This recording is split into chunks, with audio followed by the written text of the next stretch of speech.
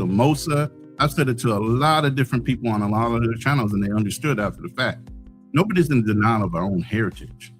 That's the audacity of us, to be in denial that we came through slavery and are in denial of being or having African or Caribbean heritages. That has nothing to do with it. But that's a long time ago. We've been inbred, we've been changed, we've been changed to a point where we're so aggressive, they bred the people that beat them fucking down eventually. Now they fear us. But they bred us to be this way. Y'all came over here, y'all weren't bred like we were. Our mixture is so fucked up and so aggressive. That's why you know a Black American when you go globally, because we're more aggressive. We speak up. Some of y'all are passive aggressive in your nature because that's what you grew up in. Yeah, We I grew up in an era where we were taught to challenge tyranny. Well, I won't say aggressive because Oh no, there's a we difference aggressive as between fuck. being aggressive and assertive. A No, person we're who's aggressive aggressive, and assertive, bro. Don't downplay it. Americans are totally different. You can go into Africa and you can tell an American straight up the bat versus yeah, but see, African that's gonna calm aggressive down. means I'm going to, I'm going to put, to rest anybody that doesn't agree with me. Our president right now is being aggressive. He's the aggressor. Hey, the face of Assertive is, hey, you're doing me wrong, and I'm not going to let you do me wrong, and I'm going to stand on what I believe in 10 toes down. That's what being assertive is, and that's why I was saying, if you listen to the intro, I said, we're not being aggressive towards anybody. We're being assertive. We're saying, hey, we've been passive. We've had the silent generation. We've had the greatest generation. We've had slavery where our ancestors have been very silent and passive.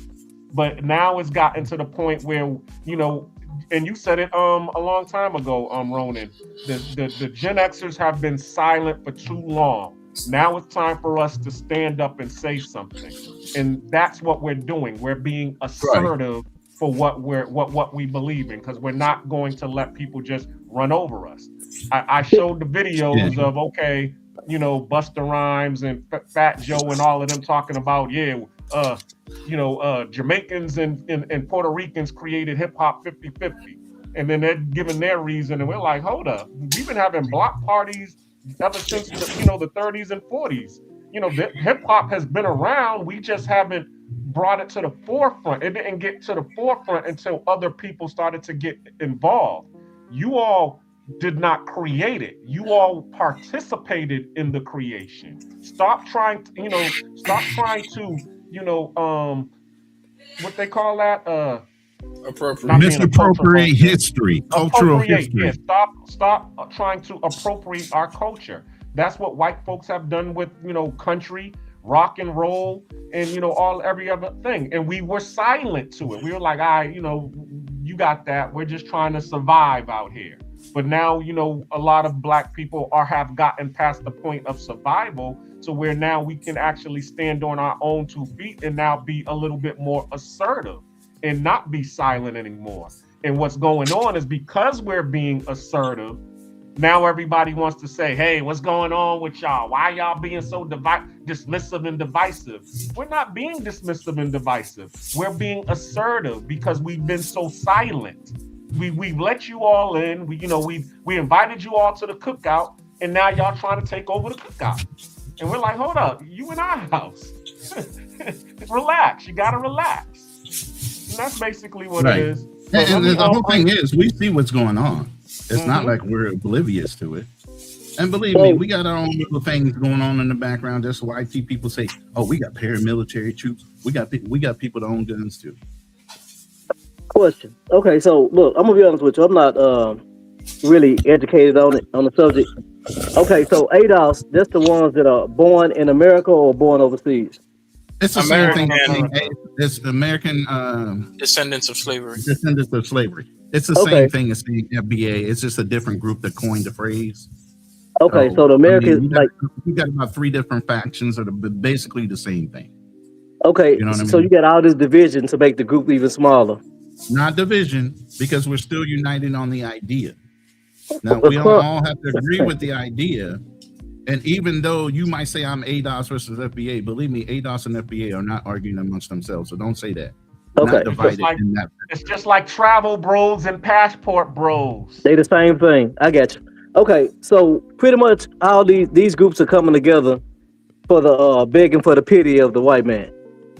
No, we're coming to collect the check that's owed. There's saying, a when you check that's talk- owed. Here's the thing, and this is why you're being dismissive with the way you said it. We're begging the white man. No, the white man said that he was going to give us 40 acres and a mule. We're not asking for any less or any more. That 40 acres and a mule compounded interest over the fucking generations, it was never given to us, is what is owed. That's all we're asking for. Give us our 40 acres and a mule. However you want to decipher that to be. And monetary value, whether it be in land, whether it be in access to education and housing, whatever you want to equal that shit out to be, give us our 40 acres and a mule. We don't want any more, no less. That's it. So just what's owed to us. It's not we begging. Everybody else has gotten reparations. Jews have gotten reparations, and we didn't do shit.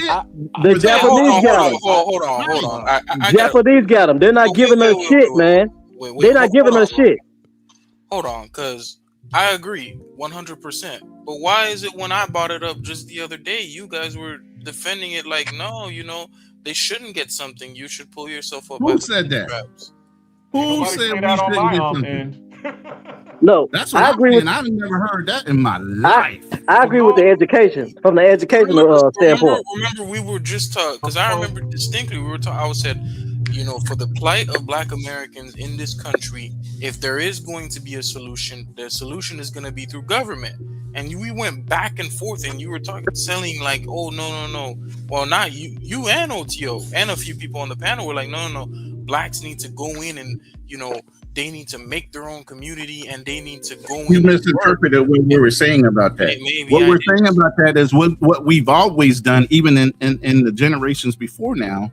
We've always pulled ourselves. What's the phrase? Pull yourself up by your bootstraps, right? Mm-hmm. All right. We've always gone out. We developed communities. We've developed, like I said, different patents and different types of companies where we were very successful over the generations. But guess what happened? What did we talk about?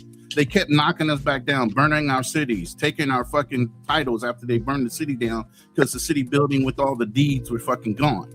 You get what I'm saying? They kept stealing it back every time we did it. So now it's about digitally figuring out a way to make money while you're waiting for this other shit. Not to wait around for a fucking check for the 40 acres and a mule bullshit. What we're saying is Black people need to go ahead and get it done however best they can within the system. Look, I've learned the system multiple different times, from government to corporate sales, executive level sales, VP, all that bullshit. Okay, but I've taken those best practices and I've been working for myself since 2011. I don't need to work for nobody to cut a check. I know how fucking money works. But see, we're so reliant upon a white man giving us a fucking check. You too scared to step out on your own. You're a fucking CPA. Guess what? You can work for a CPA firm for a couple years, learn all the infrastructure, how a fucking CPA firm works, and go open up your own fucking store front and do your own CPA bullshit. It's your license. It's the same thing I do when I train people how to sell insurance. I worked for insurance a couple of years and I went independent. I'm my own broker. You get what I'm saying? I work my own hours. I'm not paying somebody else just to have the legitimacy of their brand name above me, a commission off of my fucking hard work. Why? Because people buy from people. They don't buy from the company. Correct. So I agree, but as we've discussed before, as I said before, Blacks are an impoverished. By Blacks, I mean American descendants of slavery. When you don't have, it's like how we were talking about a few weeks back about Big Baller Brand, right? By LeVar Ball and the Three Ball Brothers, right? Yeah. And how we were talking about how he was selling a $2,000 shoe. He was trying to. Mm-hmm. It's not that the point isn't that Blacks can't do business. It's just that they can't compete and do business at times because They don't own or have any of their own institutions, number one. And on top of not having their own institutions, they don't have means of productions where they're able to compete with things like Nike for a But shoe. the whole thing is, nor do white people. We just piss poor at doing our research. We're fucking lazy. I don't The think same company, listen, just like Nike, Adidas, and White everybody label else. shoes. Listen. Just like they go over to fucking China and have the manufacturing process done, and they come back and stick a fucking label on it and say, "Here's Nike, but it's made in fucking China." If you think all that goes into the process, the bar ball could have went over to China. Those same fucking plants that are making Nike would have cut a time limit on production for those shoes, depending on how much he wanted to process, and they would have processed them with the same amount of care and quality Nike and everybody else did theirs. No, they but would he not. took other avenues. I don't think they would have. I think at least in the case of LeVar, I do think he had advisors and he was doing his best to make. No, he didn't. Nike would have paid. Nike would have paid them to make sure that they didn't have the shoes quality. They would have made sure he failed. Yeah. And my point is, if you believe that the process of my bad, Prime, I'm gonna let you go afterwards. I know you get off. My bad. If you believe that the only thing that is really going into these shoes is the fact that they're being manufactured in China, I think you're dead wrong. What if you buy a shoe from Adidas or Converse, they get here and you don't like the quality and they tear? You can send them back to Converse or Adidas and then they can replace that shoe.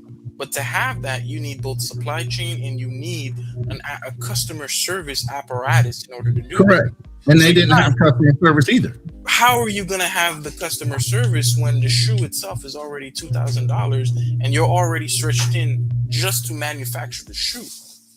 But you know how much call center services cost here in the Philippines? You know how much call center services cost in fucking India? It's not just cost service cost. It's not just the call center itself. It's the actual supply chain underneath to get that shoe over. So if you're selling a shoe for $2,000, but the process of making the shoe might cost you $25,000, which means you have a hell of a lot of profit for support and replacement. Okay? It's break. The shoe only costs $25. No, it does not. No, it does not. Where are you getting? How much is the shoe? Hold on one second. Let me. Listen. I'm giving you an example, but here's the problem. We're not talking about shoes. You equated FBA over to a fucking quality of a shoe in one person's decision. No. You see, I didn't say that. I said I used it as an example of a famous situation that we can all see where I'm like, listen, part of the reason why this business was not successful is because they did not have the capital to actually do this business. And this notion that you think the shoe is just $25, that's not true. Nike's margins. Like I said, I just threw out a figure. I don't know I don't know anything about that. Okay, hold on, both of you all. Let me welcome Charlie Chan to the stage. How you doing, bruh? Oh man, it's a blessing. It's a blessing, man. I'm just pulled. I just seen that you guys was going live. I was getting some work done. I just been sitting here listening, but I can't see this many brothers gathering and me not pulling up being a part of it. Okay. So what side are you on, Charlie? Oh man, hey, Black Cleaner, I think you too intelligent. You already know the answer. Oh man, your phone is going in and out again. But I heard what you said.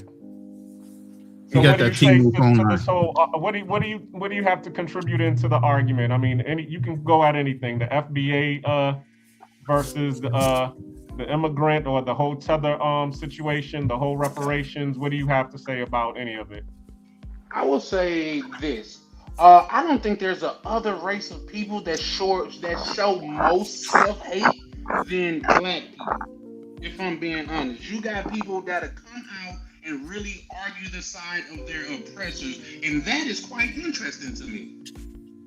You got Sir Officer Bootlicker over there using that child's passing to show his allegiance to the white people, and that is crazy to me. That is crazy to me. And anybody that don't think so just shows how you think and where your allegiance is at. Just because how you gonna go say, oh no, these are some innocent white kids and you don't even have all the facts. Oh, I went down there and I talked to them and I got some evidence that the police didn't have. So they gonna share some evidence with your nigga ass. That's what you telling me? Come on, man. Let's be honest about this, bro. And you know, I got a lot to say and things of that nature, but at the same time, I'll chill. I'll. No, man, I done said a mouthful. I need you to chime in. Come on. But I need to. Well, here's the thing, though. For some reason, when it's all black love, everybody's all inclusive and it's all this, that, and the third. And when everybody go to their respective corners, it's still respected until American black people goes to their corner. Now it's disrespect. Because I get it, you may have some, and here's the thing. And I get it, like say, it's some FBA brothers out there to where they radical. I said he was a black supremacist. I've never even heard that term. I'm like, what is that? He was like, what is a white supremacist? I was like, oh, I got you, good brother. You know what I mean? I've never heard that term. So when it comes to everybody all inclusive, no matter where your background is from, oh, we are all cool then. But when it say, okay, if y'all from over there, y'all have y'all day, y'all have y'all thing, we can respect it. But when it comes to us having our day and having our thing, oh no, y'all a bunch of wood slaves, y'all had to beg for y'all freedom, y'all had to do this, that, and the third. And to me, I don't understand it because a person like me that say that I identify with this, I've never disrespected anybody else with their culture, religion, or nothing. But you'll have black people with the same skin color as me and say black American blacks have no culture. The blasphemy about it. Okay, Charlie. Yes, sir. Charlie. Yes, sir. What's good, brother? All right. So I agree. Like I said earlier, I agree with reparations, right? But how long do I got to be at the dance to realize the girl not coming? I'm gonna be there all night waiting for her to show up to the dance. She never comes. So I'm gonna just sit there all night, or I'm gonna ask another girl to dance. Well, this is how I'm looking at. No. Go ahead, Charlie. I want to hear what you got to say. No, I was just gonna say. Well, I think that's a little bit just off kilter when you just like something is simple as that as a girl going to the dance, and I'll tell you why. For one, they had 400 years of free slavery, so to speak. Two, we understand that they understand the process of reparations because America paid reparations to the Holocaust victims, and America supposedly had nothing to do with that. So make sense to me. Okay, I said the same thing about the Japanese. They turned away the Jews. What? The Japanese and Chinese. Yeah. The Japanese got their bread. They should have made it right. And then they come on now. Bro. And y'all talking about President Obama, he did more for Asians in the rainbow community than he did for his own community. What are we talking about, guys? Obama's not black. Look, He ran as a black president. He's Nigerian. All right, So Nigerian. Nigerians aren't black? Wait a minute. Hold on. No, you know what I mean. By black, I don't mean... He's Liberian. He's not FBA. We got you. No, but yeah, according to y'all, he's not an FBA. Exactly. We I understand. say he ran as a black president, though. Yeah. And this is why we say a lot of people have gotten into politics that have been cosplaying Americans, but they don't have the American agenda because they haven't suffered through their ancestry like we have. Hey, Charlie. Okay, and then allow me to double down on that. Allow me to double down on that. Okay, we get it. Obama, he ain't black, but he played the black card. Oh, I wonder who tried to do that behind him. Oh, was that Kamala? Or Kamala? Whatever y'all call it. I call it Chameleon. So she came out and said she wasn't black until she was running for president. Now it's all black. We all people. Even though they call her numerous of lies. I'll leave there, Chris. What you were saying? Nah, I was gonna say, what was I gonna say? Yeah. Okay, so you said, they got the 400-year head start, right? Yes, sir. And kind of like what Prime was saying, hey, bro, they took that shit, bro. They not giving us shit. So ain't no need to bitch about it. You might as well try to make the best out your life right now. I hate to say, I ain't trying to say like this. You know what? So long ago. It wasn't. It's still happening. Y'all asked me to talk, and I will. By copyright statute that might otherwise be infringing. Non-profit. This is so interesting to watch.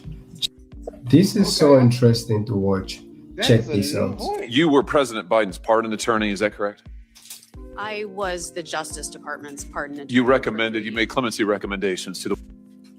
So in 2022, the Federal Reserve Survey of Consumer Finances found that the average difference in wealth between a black and a white household in the United States is $1.15 million. If you adjust that household figure for the size of households, you come up with an approximate measure of about $400,000 per person. There are maybe about 47 million blacks in the United States, 40 million of whom would qualify for our under our criteria for eligibility for reparations. Again, Black Americans whose ancestors were enslaved here. So 40 million persons times $400,000 per person would constitute $16 trillion.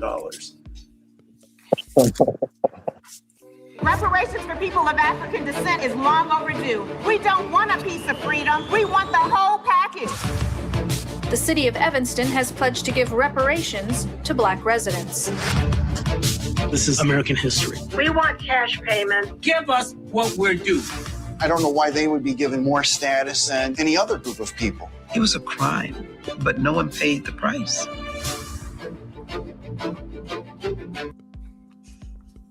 Hey, before anybody say something, may I reply to what Sick of the Lies just said?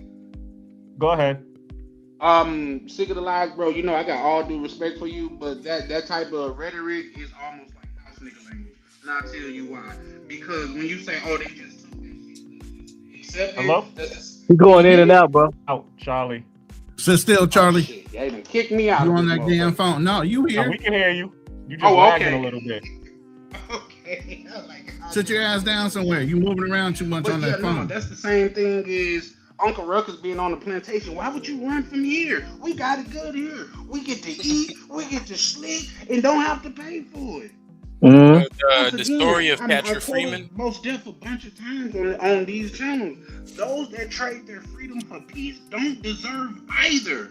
And I Right. land there. Hey, Charlie. Hold on, Sick. Hold on. The thing is Does anybody know? Let me hold on. We got another person that just got What's added his to the stage. Maya Sisters.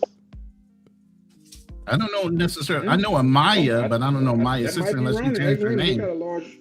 Hello, can you hear me? Yes. Yes. Yes. Well, I was just online and I saw your show. That's a dude. That's a dude. Yeah, that's a man. Black Queen. Hang him up. No, I am a female. I am a female. Oh, okay. You must be older. Okay. I am. Actually, I'm an elder. I'm 61 years young. Thank you for calling in or coming in. What's your point of view? What's your perspective? Are you FDA? I am Yeah. FDA. My mother's side of the family, they hail from Mississippi, and on my father's side is Arkansas. Okay. Okay. Yeah. What part of Mississippi, if you don't mind me asking? Well, my grandmother, she was born in this little That's Tam. called Iola. No, it's somebody. She's. Let her speak. It's called Iola. I went there when I was a little girl. I barely remember it now. Okay. So you've heard the conversation. I don't know if you heard my part of it or you've heard It's some not my others. turn. I was just asking questions, but please continue, man. But yeah, where are you at with this conversation right now? From what you've heard. Well, I will tell you, my position has evolved. At first, I was a Pan-Africanist. And as time went on and as I just started to observe what was going on, I have moved to fully being FBA supporter. As I said before, I am an elder. I fall in as an early, a young baby boomer or an elder Gen X. And I see for my generation that we really do have to delineate and protect our traditions and our history, and also the benefits, those hard-earned benefits that we won under civil rights for the next generation. Right. And we just can't continue to allow people to come in and dilute our heritage. Right now, there are people who have access to our benefits and they just got here. You have the gays who are considered a minority and they qualify under our programs. You have white females. You have immigrants, people who just got here. So so the way it's going, we're getting nothing. We're getting the short end of the stick. Our policy needs are not being heard, and they're not being advanced. And I'm just really excited with the youth and hearing you all put together. I mean, it's still, I would have to say, in terms of FDA, your talking points are still underdeveloped. I'm not hearing a legal argument, but I am very excited that you see there's a problem and you're trying to figure it out. You know there's a problem. The next step is advancing a legal argument where you can prevail in the courts. And that requires some research, and that requires some talented attorneys to do it. The United Nations. And possibly the United Nations. I'm not an attorney. I don't know if what's the best legal route. If it's working our way up through the courts and up through the Supreme Court, or going the United Nations route. I can't say because I'm not a legal expert, but from what I'm hearing and what I believe, I think the best thing to do is to frame it in terms of a denial of, let's say, property or property right. It just can't be exclusively about race. It has to be a denial of a privilege that we were entitled to. That's how I see it in my head. How to make the reparations argument. But as I said before, I am just excited for millennials, Generation Z, your energy concerning the FBA movement. And so I totally support it. And we elders, we're waking up. We understand that the civil rights movement has been insufficient. A lot of people may not say that my age, but we know that we just cannot continue doing what we're doing. Yeah. Maya, you're making me feel real old because you said you're 61 and you're elder. I'm 58, about to turn 59. I am not no elder like that. I'm still just an OG unk. Don't make me that old. Don't make me feel that old. Please don't. Yeah, baby boomers on the line. Where are you at, Miss Maya? I'm in the Midwest. Okay. Yeah. Okay. Well, I'm sorry for making you all feel old, but no, you're good. I'm just joking around, but yeah, I don't feel like I'm a senior or an elder like that. Hey, ma'am, I like to apologize for the voice to be off. You are a woman. I want to apologize. That's okay. Sometimes my voice can be an octave lower. So no offense taken. Thank you. Yeah. So I'm just go ahead. No, I was about to say you have the Edith from Archie Bunker type of voice. So that's what yeah. I thought she was Dookie calling in. Where are the ladies? We got a few in the chat. Tam is in the chat. That's who we thought you were, Tam, maybe. Well, I'm just gonna I I like to stay up on the panel, but You can. but I'm going to turn my mic off, and I want to hear from the females. I hope. I wish they would chime in. Yeah. I like to respond to Charlie. Go ahead. Okay, Charlie. I agree with everything you said, brother. I wish that we could get that. I'm more of a realist, brother. More of a realist. When I say they took that shit, they did. I mean, because there's nothing we're gonna do about it to make them do to give us what we deserve. What I said earlier, that's what it take, bro. It take chaos and anarchy to get your way. That's the only thing they understand is violence. That's the only thing they understand. They're not gonna ever give us anything. You know why? Because they already created us to be the public enemy of the world. Even though they cause more chaos than anybody. They created us to be so nobody's gonna have sympathy for us. Nobody's gonna have empathy for us. We have to take what we want. If we ain't willing to take it, we ain't gonna get anything. So I don't care if you consider yourself a FDA, a PBA, a TDT.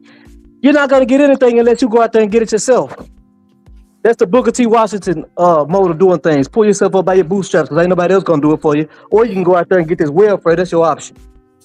Well, hold on now, Chris. You know, I'm not from my perspective, right?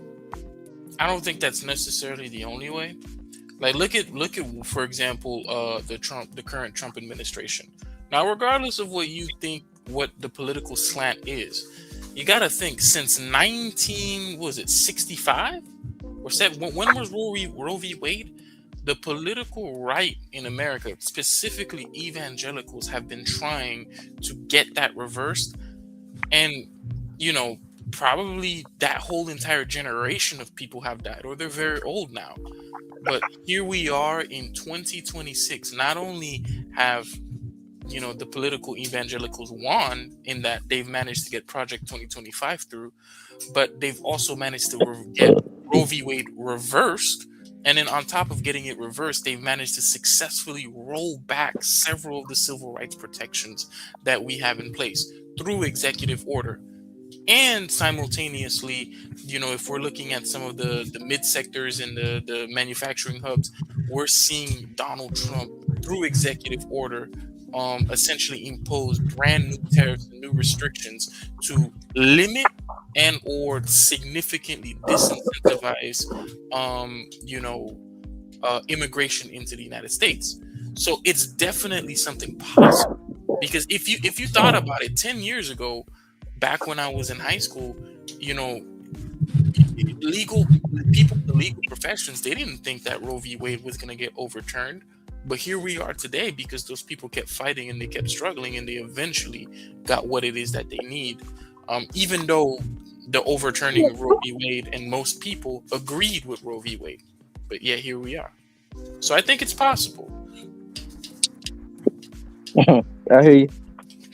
Let me play this video real quick and let me see what y'all think about this. This is actually kind of proof that, you know, we can get reparations. Let me know what y'all think about this.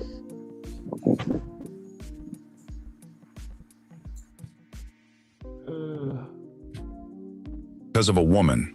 And by the time most people learned her name, she was already cleaning other people's houses just to keep her. They called it the house that Ruth built, not because of a man, because of a woman. And by the time most people learned her name, she was already cleaning other people's houses just to keep her own lights on. Her name was Ruth Brown.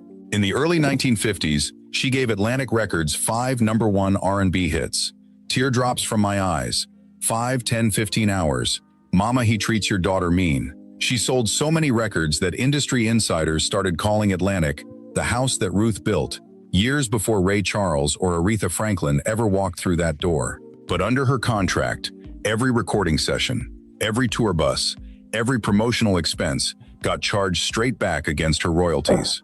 When she left the label in 1960, according to her own memoir, Miss Rhythm, Atlantic told her she didn't have money coming.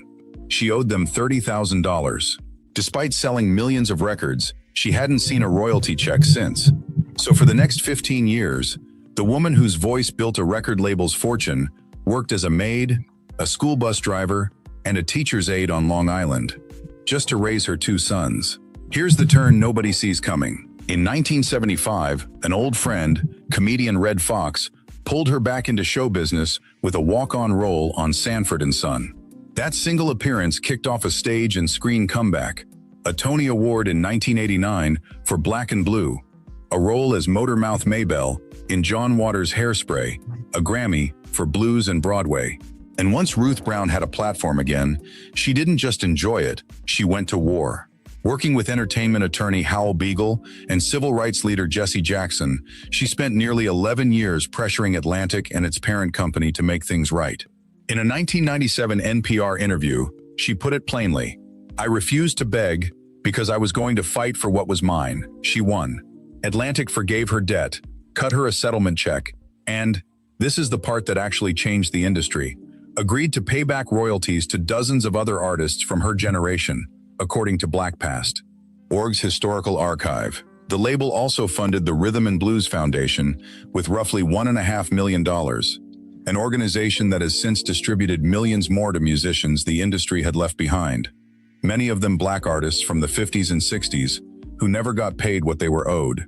Ruth Brown didn't just get her own money back, she rewrote the rules for everyone who came after her. She wasn't fighting one man who wronged her, she took on an entire institution. And the institution blinked first. So here's what I want to know. How many more artists from that era never got their Ruth Brown moment, and never will? Drop a name in the comments if you know one. Like this, share it with someone who needs to hear it, and follow Black History Unfiltered, because the real story is never just the hits, it's who actually got paid for them. All right, so what do y'all think about that? Again, historical facts are when it comes to what FBA have done in the past.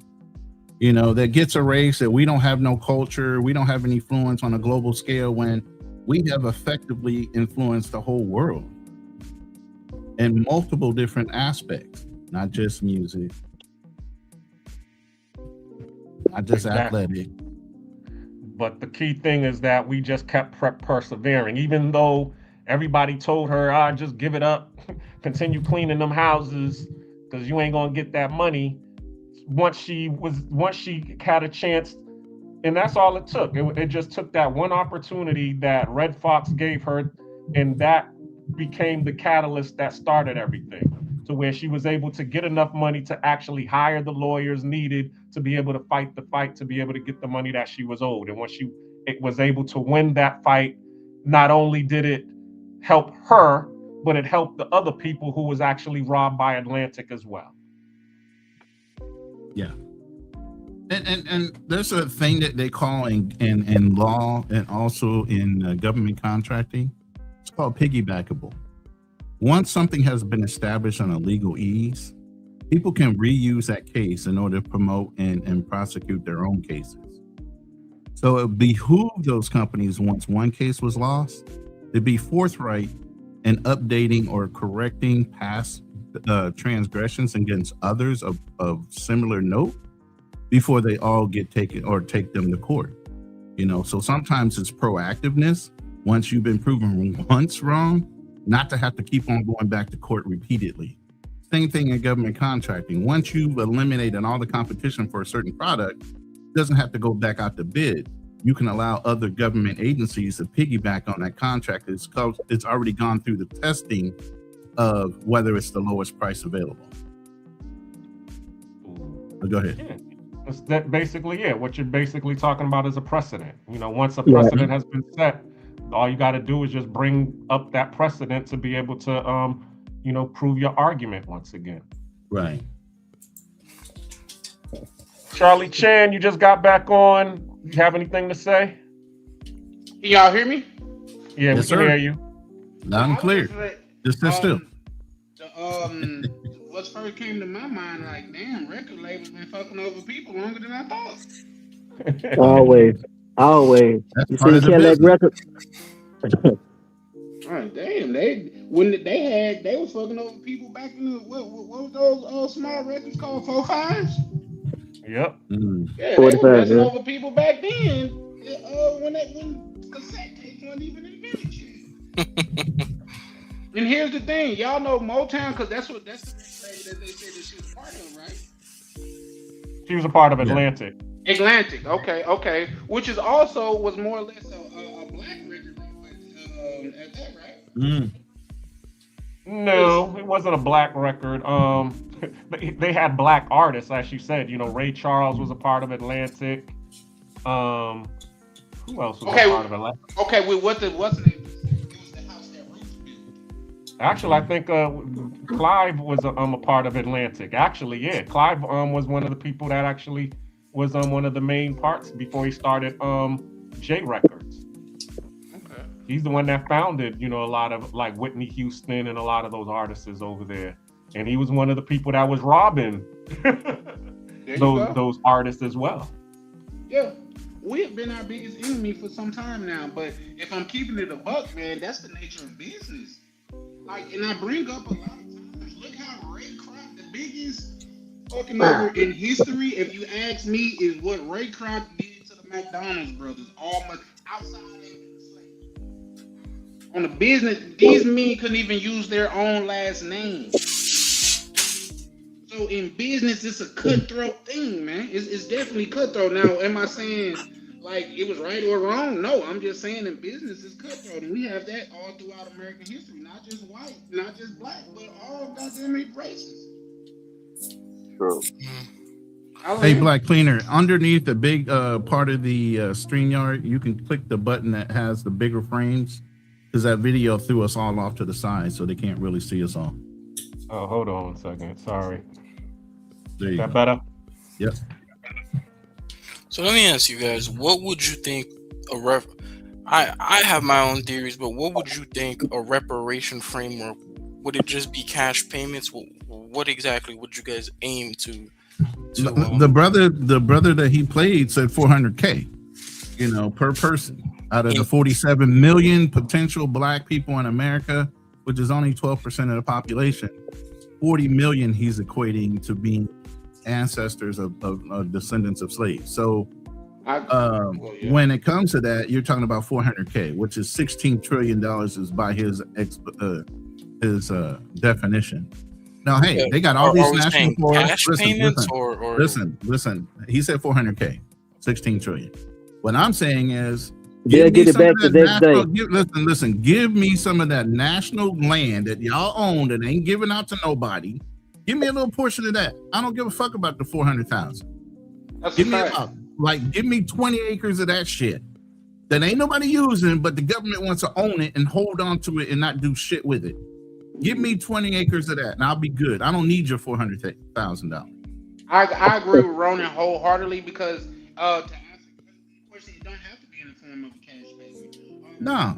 Form of land, property, because these are the cornerstones of wealth. It could be in the form of free education for all FBA people that comes from this. These are the cornerstones of wealth that you have deprived people of. And let's not talk about the fact that when black people was doing their own thing, as if the Irish did and the Italians did, they came in and actively destroyed that. Let's not act like we don't know about Lake Lanier. Man, YouTube don't want you to win, Charlie Chan. Every time you get on your rant and your horse, you start dying out on the back of your voice. Ain't that some shit? I don't know. I got to turn it. Hey, yeah, I agree. You've been silent. Hey, go ahead. Go ahead. Who was talking? I was thinking. Go ahead. I think Black. Yeah, go ahead, y'all. Y'all get it. No, see. So go ahead, Chris, because you was the only one talking. I was about to refer to Florida Ryan, but since you spoke up. No, I was just saying, like, okay, I think a condition, and this probably some people ain't gonna like this. I think a condition to, if they do reparations, a condition to receive reparations is you have to, you know, be educated in financial literacy before you receive benefits. And also, I think they should. I think that would be nice, but there was no stipulations on reparations given out to any other culture. Why are you asking for stipulations on our culture? Because I want to learn. I want. No. I know it's a fact that it would help them, but at the end of the day, we don't need any stipulations on something that's owed to us in order to get it. Gotcha. And Cool. then who's gonna be the one that's testing them? Who's gonna be the one that's providing this education? Because if you are relying on your oppressors to educate you, wouldn't they just miseducate you in that factor in that form? Or So they don't be doing charge such an exorbitant fee that it becomes impossible. Hey, exactly. Yep, I agree with that. okay. Like I said, this one thing I said. Free education. Let's like as far as like with housing, like fair rates and all that shit. Kind of like how the VA, how veterans get benefits with different things, whatever. Blacks Yeah, have benefits and all kind of stuff, right? First right of refusal with contracts, with government contracts.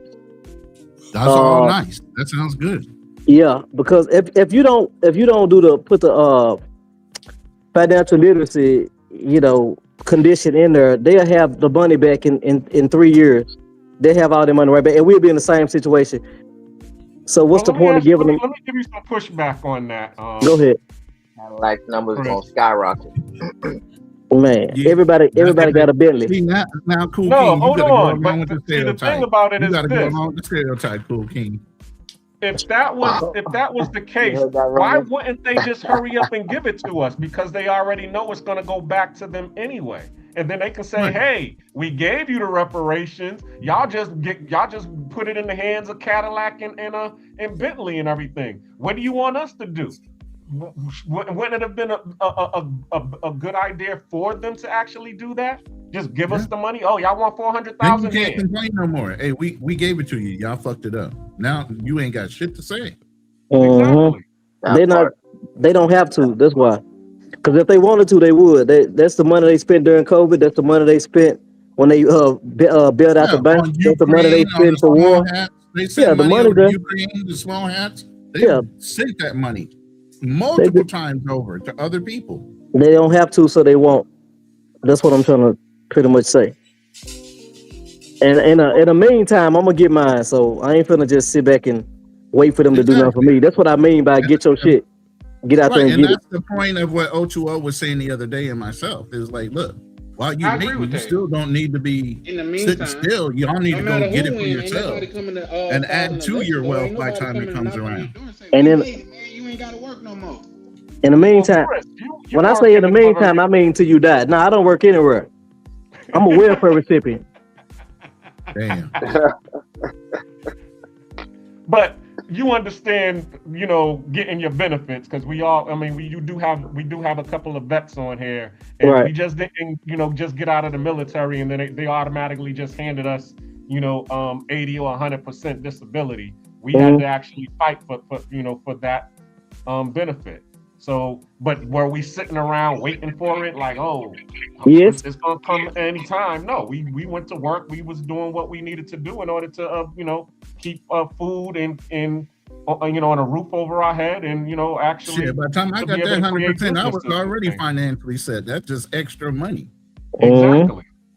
So that's the key right there. But the whole thing that I want to get into was how we got into the whole reason for this diaspora debate was the fact that there were people who were in the immigrant community that was, pretty much coming in and undermining what we was talking about.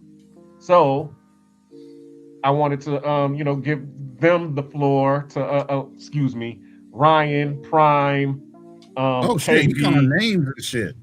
because those are the ones that are on our panel right now, that have that perspective. Well, who said anything about undermining the black community in the pursuit of reparations or some form of justice? Well, I was showing some of the videos earlier. I don't know if you got on late, where they were showing, that there were a lot of immigrants that was, basically saying bad things about us, and also saying, hey, we don't believe that you all deserve it. You're free. That's good enough. Y'all need to suck it up. I came from, I used to walk 15 miles a day to be able to go to school. Y'all got free electricity and all of that stuff. What are you all over here? Y'all got it good. What are you over here, worrying about reparations for? Yeah, I mean, see, Black Cleaner, you're always gonna find a group of idiots no matter where you go. The Cubans in South Florida all voted for Trump. You know, if just Hispanics voted last election, then the Republicans would have won Donald Trump specifically would have won every single state except for New York and California. And now those same people are kind of struggling because many of their families are not only getting deported, but on top of that, due to the trade war, many of their businesses were getting products from China to resell in the United States. And now their businesses are effectively kaput. You're always going to find a group of idiots. You can't really take a look at the worst possible arguments and say, hey, these people have any form of validity. People will make stupid decisions and say and do stupid things. Poor Donald. Like, they had a song. It was crazy. They had a song and everything. Poetic justice. And Trump, they basically discarded them as soon as he won the election. Okay. Well, I'm glad that you said that. So, okay, you just called those group of people idiots. So now, why are people getting mad because we're calling those group of idiots tethers? I don't think anyone is getting mad. Is anyone getting mad? Who? Yeah, I'm not exactly sure. I don't know what the fuck it is. What is a fucking tether? I don't even know what a tether is. It's a derogatory term for an immigrant that doesn't appreciate the value that the American people gave to them and the advantages they have for being here in America. That sounds like some white power stuff. That sounds like some white power stuff. It sounds like a person who, as what KB was describing, a group of idiots that want to align themselves with the oppressor and are doing what they can in order to keep the extra butter biscuits to themselves. Yeah, pretty much. Yep. Who was it? Vivek Ramaswamy, Vivek, who was part of the Trump campaign. They dragged that man. No butter biscuit denied. You saw what happened to that man? Can't even run in Ohio anymore. Jesus. They had him Photoshop with his shoes off. Because you know what they say about Indians. They had him Photoshop with his shoes off, and Trump just stood by. Wow. What happened? Vivek, who was running with Donald Trump during the campaign. Mm-hmm. So he, he had a lot of things to say, and then he flew too close to the sun after Donald Trump won the election. So he thought he was gonna start saying some stuff about the white people and whatnot, and they shut that shit down immediately. They got him out of there. He was fired immediately, and no butter biscuit, no soft landing, nothing. And Trump won't even endorse him to go run in Ohio either. So, yeah. Okay. So, do you agree with that, Ryan? That every every tether is an immigrant, but every immigrant isn't a tether? I don't know. To this day, I still don't know what the hell a tether is.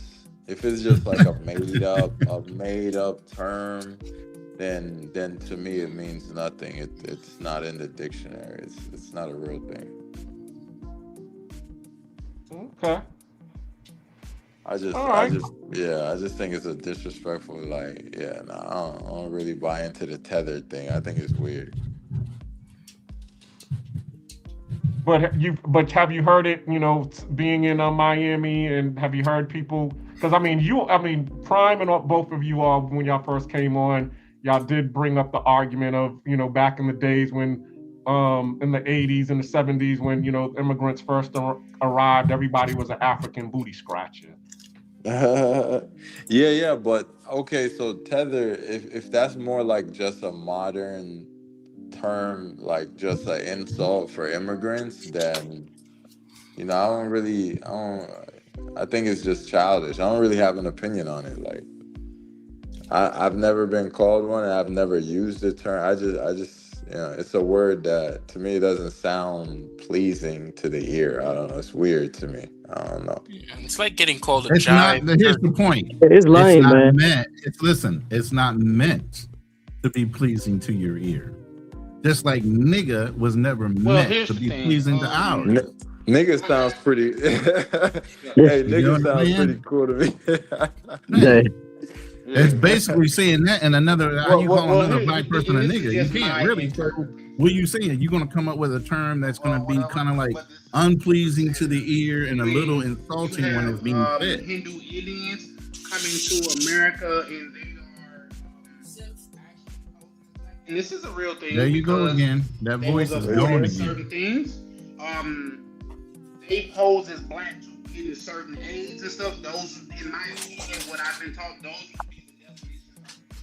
They're tethering this to the FBA community or the. Charlie, you keep Charlie, dropping speak in up. and out, Speak into the man. mic.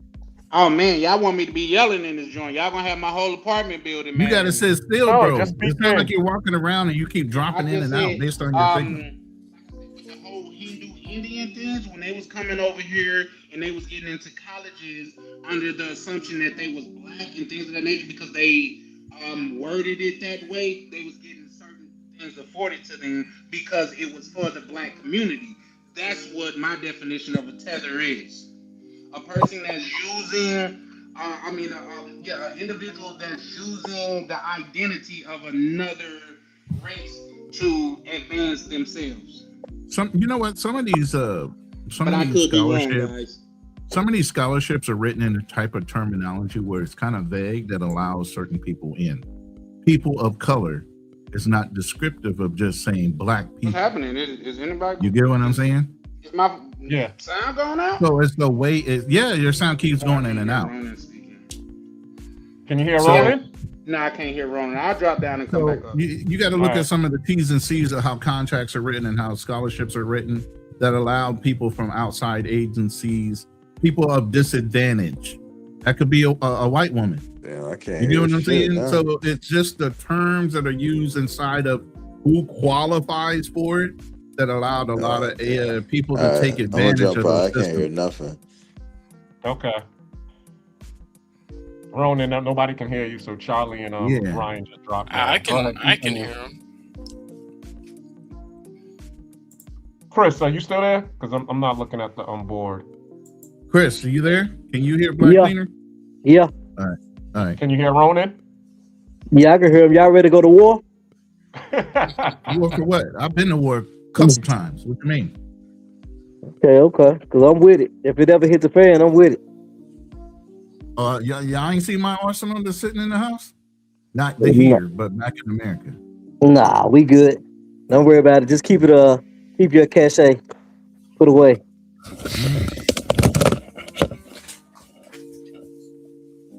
Okay, keep on going. What were you saying, Ronan? No, I was just talking about damn, I forgot what I was saying. Where'd Black Cleaner go? But at the end of the day, it's just like, with this whole situation with FBA, nobody's in denial who we are as people. Okay. But it is a thing in America, if you know anything, you've been here a while, where they always say we're always last to start planning something. So when we're first to start planning something, now here comes all the haters saying, you guys are doing this, you're trying to be separatists, you're trying to be this, that, and the other thing. Well, guess what? In your cultures, you have tribalism. We're not talking down to you about your tribalism within your own cultures that you come from. So when you come here, you see this one united front and say all black people are the same, but yet and still you don't take advantage. You take advantage of it until you don't. And that's the difference.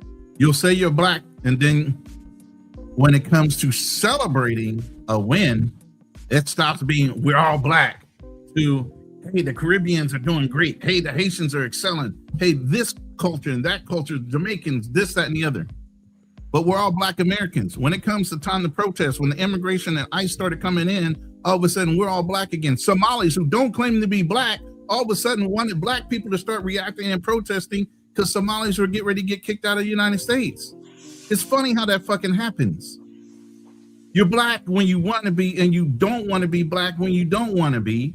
But then you want us to react to everything that goes on in the United States. And we're just tired. We're not doing it no more.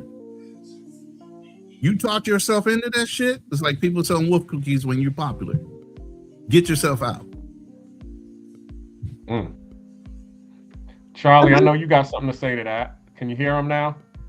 Yeah. No, my thing is, and I can only speak for my perspective. My thing is this. I respect people, especially if we're the same hue. You know what I mean? I respect that no matter where you come from, whether you Bohemian, whether you Haitian, whether you Jamaican. I respect that, and I would never ever talk down on anybody's culture, where they come from, or anything. But in a lot of cases, it seemed like I'm not afforded, or my people is not afforded that same respect. That's just like almost when I'm around like people that's not like say FBA, and they talking about quote unquote dirty black Americans. They be like, oh no, we ain't talking about you, Chan. That's what. How's that even? White person saying, "Oh no, you're one of the good ones. We're not talking about you."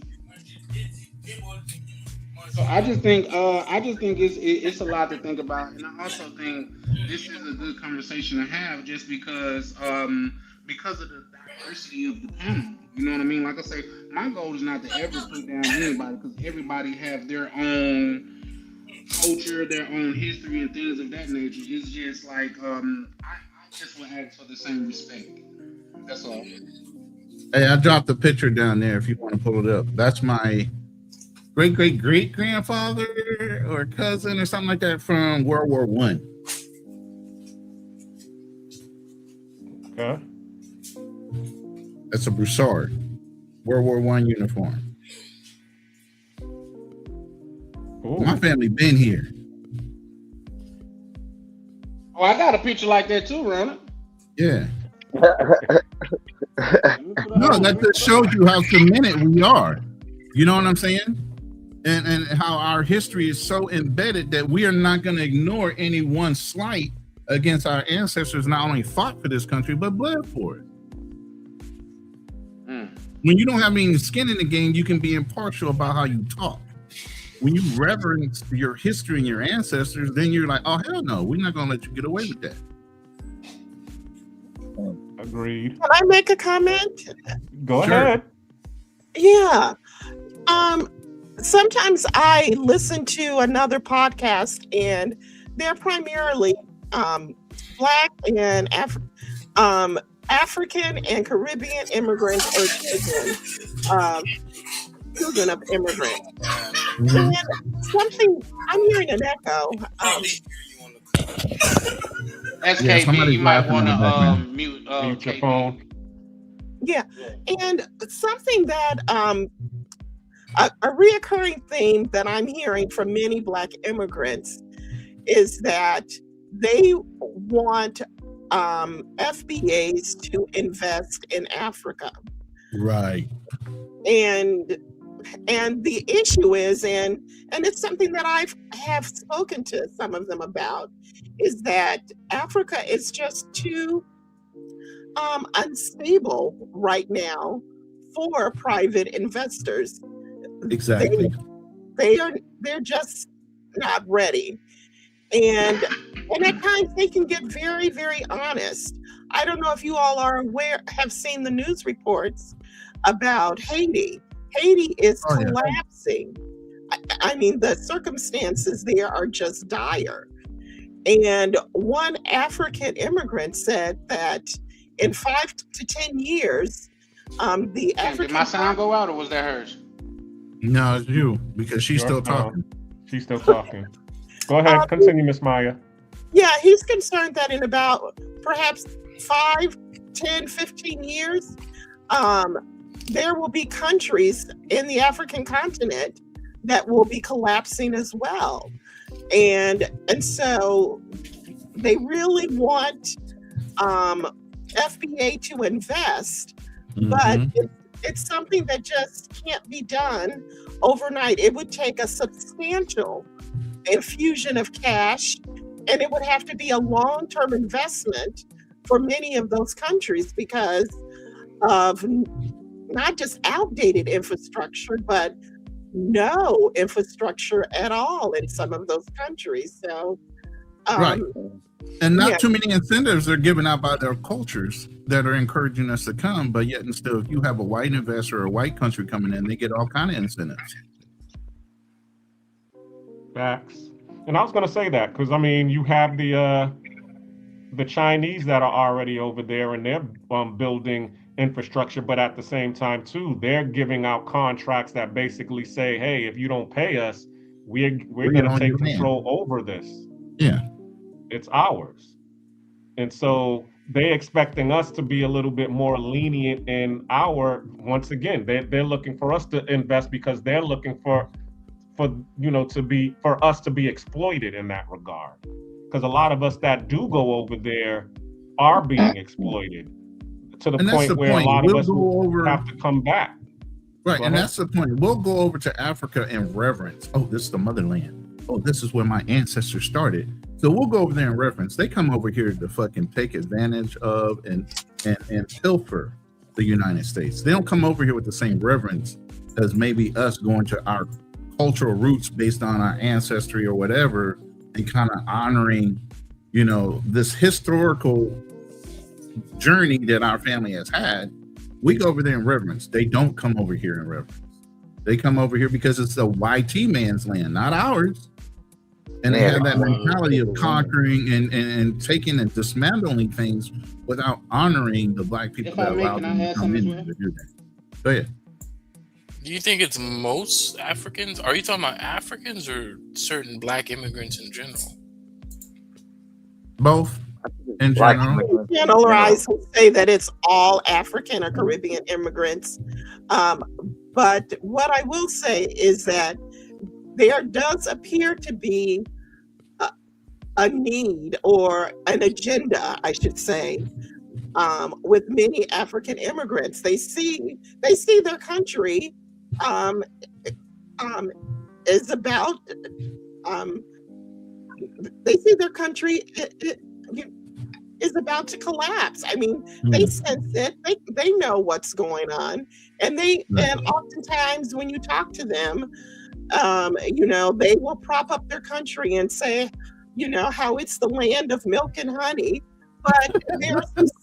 But there are some serious problems there, and they need an infusion of cash. And the multinational corporations that have invested in their country, it's been predatory capitalism. They just extract the resources, they take the money, and they go. They're not rebuilding Africa or the Caribbean, and that's the problem. And they're hoping that that we will do it, that we will come and do it. So I just wanted to just share that with you all. And I believe that we can do it. I mean, but we just have to do it the same way that the other corporations are doing it. Just like with Jamaica. Okay, you go to Jamaica, as they say, all of these resorts are being built on Jamaica, and they don't have control over their beaches. Okay, so it's the corporations. They're coming over there. They have their own people. They have their own business models. They pull their own resources together. And then they go and then they implement and they set up, the resorts. They set up the commercial buildings, the high rises, and because they're able to set up their own infrastructure there, they're able to benefit off of it. And a lot of times, because I'm here in Panama, and what I see is you have a few expats that are retired that will, invest in real estate, or they'll start a business or something. But then when you try to get the other black expats to be able to do the same thing, they're saying, nah, I'm done. I done worked my 40 years. We leaving that up to you. Y'all gotta, the younger generation have to do that. I'm just trying to retire and live my life as it is. So, but you have on the flip side, the white tea expats. They will always come together and find an area and pull their resources together and go gentrify that whole area. And all we do is we just become consumers of the area that they gentrify. And I think that's one of the things that does need to change, that we need to be able to come and start gentrifying pooling our resources and gentrifying areas ourselves.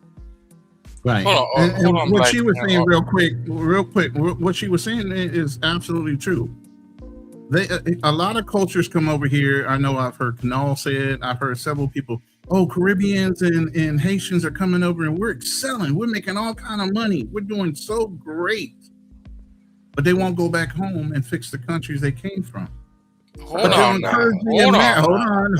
But they'll encourage American, like Maya said, to go over to their country and help rebuild and infuse cash into their society and their infrastructures. But they have successful, well-adjusted immigrant Americans that came from those cultures that won't go back to do it themselves. Now you can go, KB. Sure. To answer Maya's question, and I'm Haitian, so I'll illuminate a little bit. Yeah.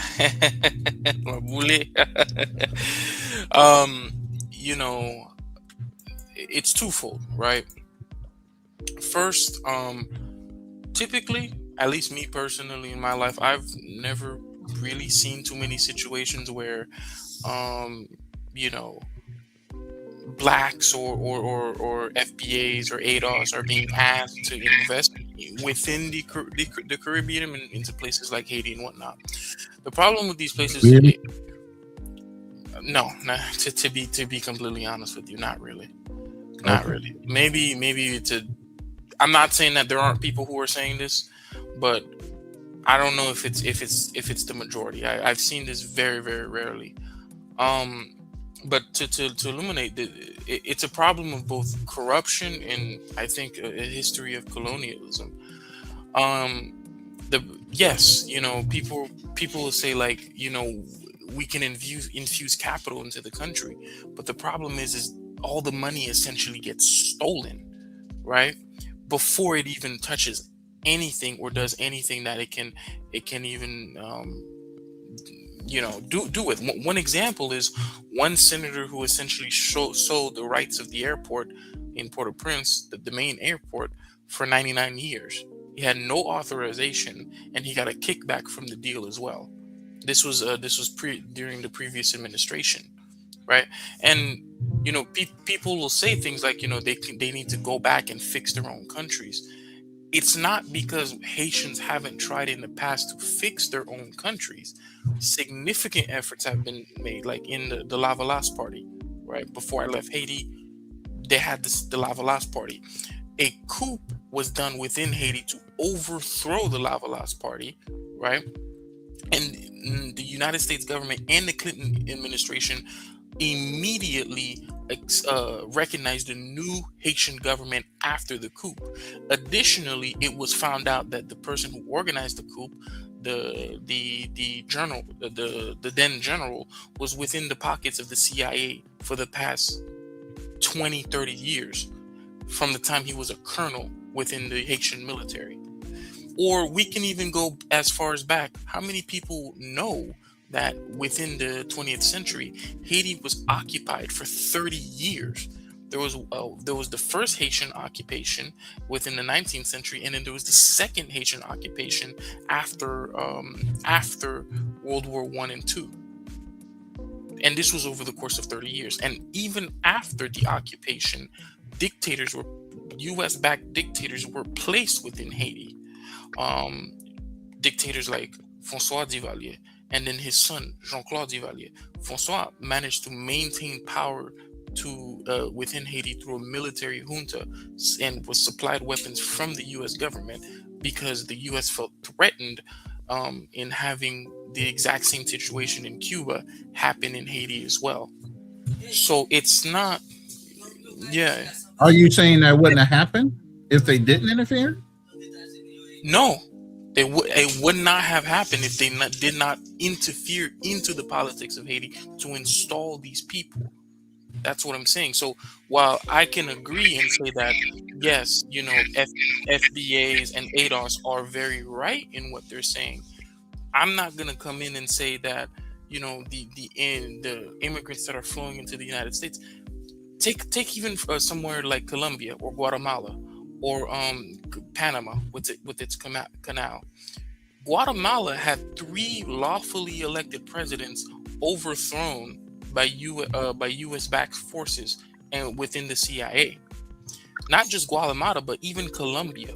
Part of the major problems that Colombia had today with the rise of Escobar and the narco traffickers was specifically due to the U.S. supporting a crushing and brutal dictatorship within Colombia to essentially pull these countries into their own sphere of power and then prevent any transformative change or popular change that could have happened within those countries. And if there was change that did happen, they went in with U.S. forces to overthrow that lawfully elected government or any revolution that could have changed the country to something better, like what they did in Afghanistan.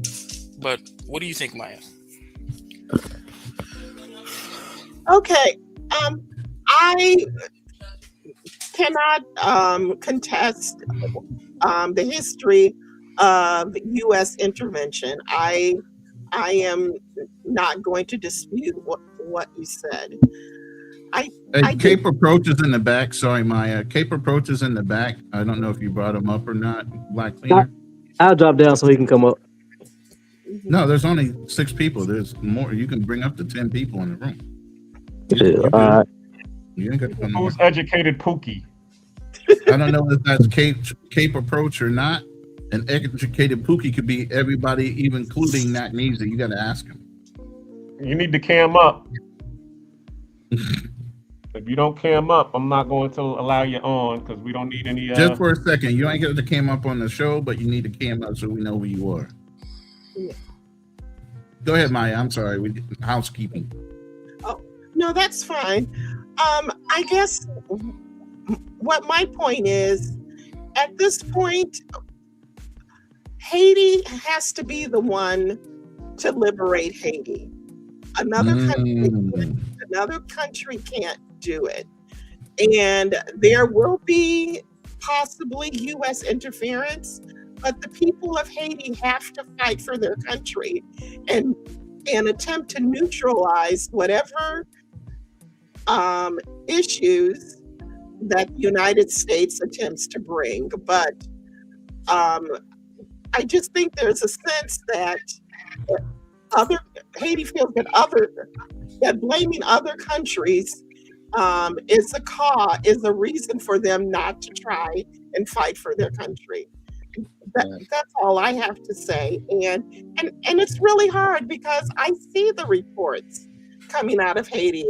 I understand the conditions, but Haiti has to liberate, the Haitians have to liberate Haiti.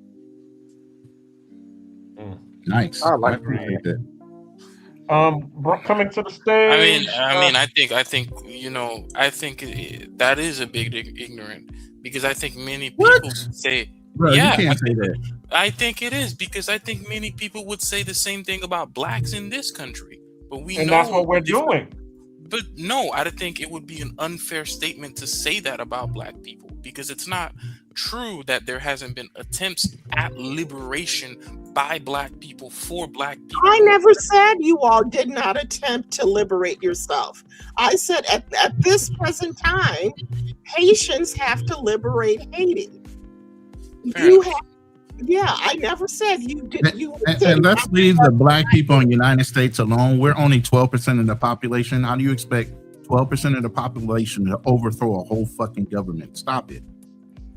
Well, You ever seen the movie 300? How do you expect a country that sends? You guys own the country. What are you talking about? It's full of your people. It's not an outside faction. Haitians are Haitians. What do you mean? They've been occupied for 30 years. How many 30 years in the 20th how many different century cultures alone. in the United States versus in Haiti? No. Hold on. How many different races are in Haiti versus the United States? What is the controlling population in Wait, Haiti? Ronan. Wait, Ronan. I think the bigger factor is not the. I get where you're going. Obviously, as far as Black Americans are a vast minority. Even Latinos outnumber us, blah, blah, blah. I get it. But I think the more important thing, whether you're talking about South Africa or Haiti or any country across the world, the more important thing is who has the resources in that country and who has the weaponry, and on top of that, as a cherry on top, the backing of the American government. So even let's say you're in some third world country and I'm from the Congo and we're 70% of the country, but 30% of the country is Greek and they control 80% of the resources, and they're backed by Israel and America, and they're backed by other powerful, European countries or whatever. So us having 70% of the manpower doesn't matter when they have Israeli drones, they have American factions doing shadow wars against us. It wouldn't matter. Like that's a disingenuous framing of it. Just Like like I'd saying rather be black in the Americans, 30% with I the say best that, listen, military listen, weaponry and I say 80% of the that in the same resources terms. Listen, I say that in against the the same majority terms. of the country, and most of them Brother, are I get it. I below the get it. But poverty line, again, and if they you're can't saying you're defend 70% themselves. of the population and you still have things that No, overshadow or I'm just overshadow, I'm just saying. I know you're using that as an example, just like I'm using the Yeah. example of we're No, the 12% other of the dude that I population didn't want him to drop and we're off. supposed to overthrow the government. No, he's here. Yeah. KB's right here. No, No, you're Rona, no, I no. was just saying the dude that dropped off. I didn't want him to drop. I was finished my point. He could pick it up from there. I didn't want him to my bad. Go ahead. I mean, both points are disingenuous. I just you matched just it. got my You mom get what I'm saying? riled up. That's all. Both points are disingenuous. I just matched it. You can't say 12% of the population is going to overthrow a company, just like 70% of the population can't control a country if 30% is being backed by international means, right? I don't know if you know this, that unauthorized, there's a U.S. military base at the Port-au-Prince airport right now. I don't know if you know that. Okay. What do you mean, okay? Your point being what? It's an unauthorized U.S. military Air Force base right now. And in fact, many unauthorized by who? Unauthorized by the government is fucked up right now. Your government is about to fall apart. Okay, so that who gives you right authorized it? Why is it now unauthorized instead of something like we're monitoring the situation so it doesn't go too far out of hand to help out the people of need? No, but you see, who gives? Because you see, this is the problem, right? You come into the country. See, they want United States aid, but when the United States go over to help set up aid, because you just said and everybody else is saying they can forecast that Haiti is gonna fall. So when Haiti falls, who's gonna get asked to show up? But the United States. So when we preempt an issue by showing up early and setting up some kind of resource to get things in and out of the country, y'all got a fucking problem with that too, right? So you overthrow the lawfully elected government. After you overthrow it, recognize the new government that you set in place. Then you send aid into the country. I'm not the you. United That's States. The United States. The United States I sends have nothing to do with the United States policies. I'm just one American. They send it in, and then they say, "Well, the country's just not so good." But you Haitian dude on the I can't see the names because the comments in the way, so I can't see the names. Oh, this is KB. You're talking about KB. KB, that's the Haitian dude. Yeah. Okay. Again, just to be clear, I'm Black American. I'm not Haitian. Now I have dated 2 Haitian women. My most recent girlfriend was Haitian, but I'm not Haitian, so I can't speak on it I can only speak on it from dating chicks that were Haitian and hearing their family talk about it. Like whatever. The dude, I was agreeing with KB because Ronan, your points don't hit that hard because in the past 15 years, in terms of American and Haitian relations, when Americans claim to be helping Haitians, it was Hillary and Bill Clinton and Bill Gates doing questionable projects in Haiti, and journalists in America were literally analyzing the money and that they were spending on quote unquote donations and volunteer work and quote unquote whatever and quote unquote humanitarian work and blah blah blah. Now I'm not going to go down the rabbit hole because I don't care about politics that much anymore. All I'm saying is your whole point about Americans or the American government coming to save Haiti because no one else will after it inevitably collapses, your point doesn't hit as hard as you think, because in I'm not trying to recent make a point here. memory, the Americans government with the Haitian government or helping them or whatever, it's not that positive. Like, and I'm not just saying this as some extreme leftists or whatever. This is like a common thing that most Americans agree on. Like, yeah, Democrats and Republicans agree. Yeah, Hillary and Bill Clinton and Bill Gates, all those thousands or millions of dollars they spent down in Haiti, quote unquote, building housing and doing this and that. It is questionable because it didn't really lead to any positive results. So I don't know. Again, I don't know if they used it for tax write-offs and this and that. I don't know I don't know. I'm not saying it was trafficking. People use Again, the I'm not media even. for I'm optics. just We all saying know your that. point didn't hit that hard. No, it's America, not trying to hit hard. I'm not trying to Ronan, hit the hard on rest of the anything. the world does not see America as Captain I America don't the way care you who see is it. running the country. And I Who's love running America. the And by the country? way, I love America. You talking about a president? Hold up. You're talking about a president that said Haiti's a shithole country. That's the person that's running the country right now. That's the person that's making all these decisions on whether who's getting what Trump and said when. it or not, a lot of Bruh. ignorant people think that regardless. Whether Trump said it or not, I don't care whether one person said it.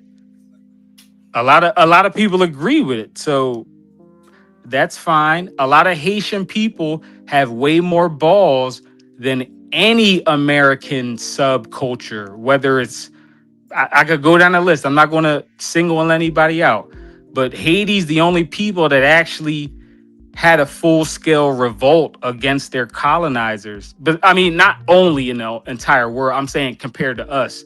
So a lot of you Americans that be talking tough and this and that, y'all should just humble yourselves and not judge Haiti so harshly, because as a Black American, yes, our ancestors had a lot of balls too. Yes.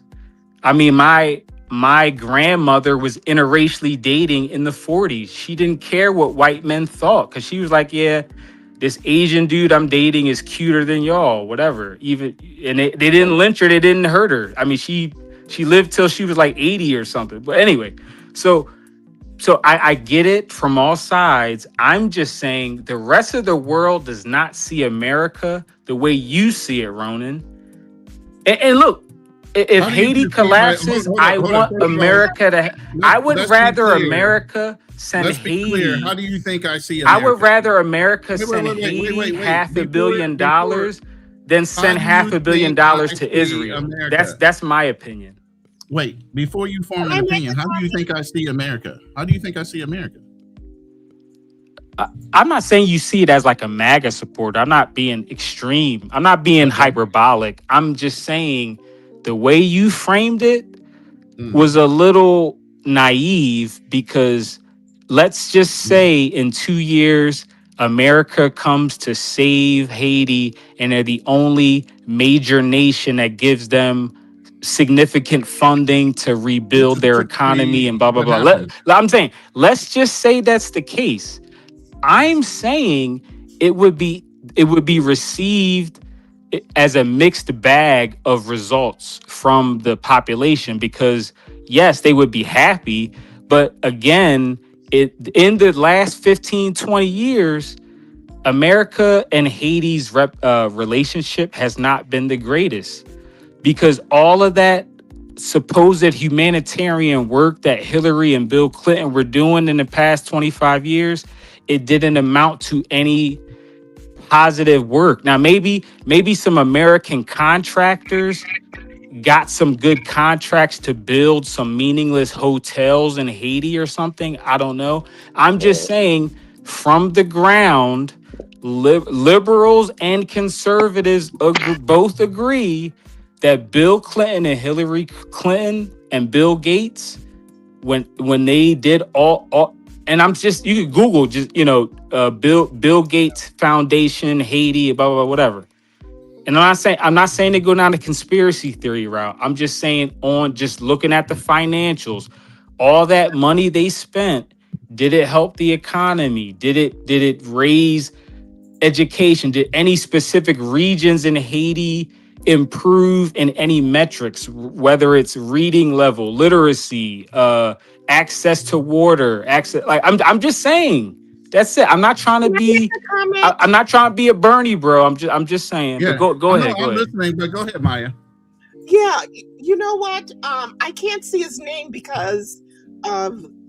You gotta drop it's Pookie. It's Pookie. It's Pookie. Okay.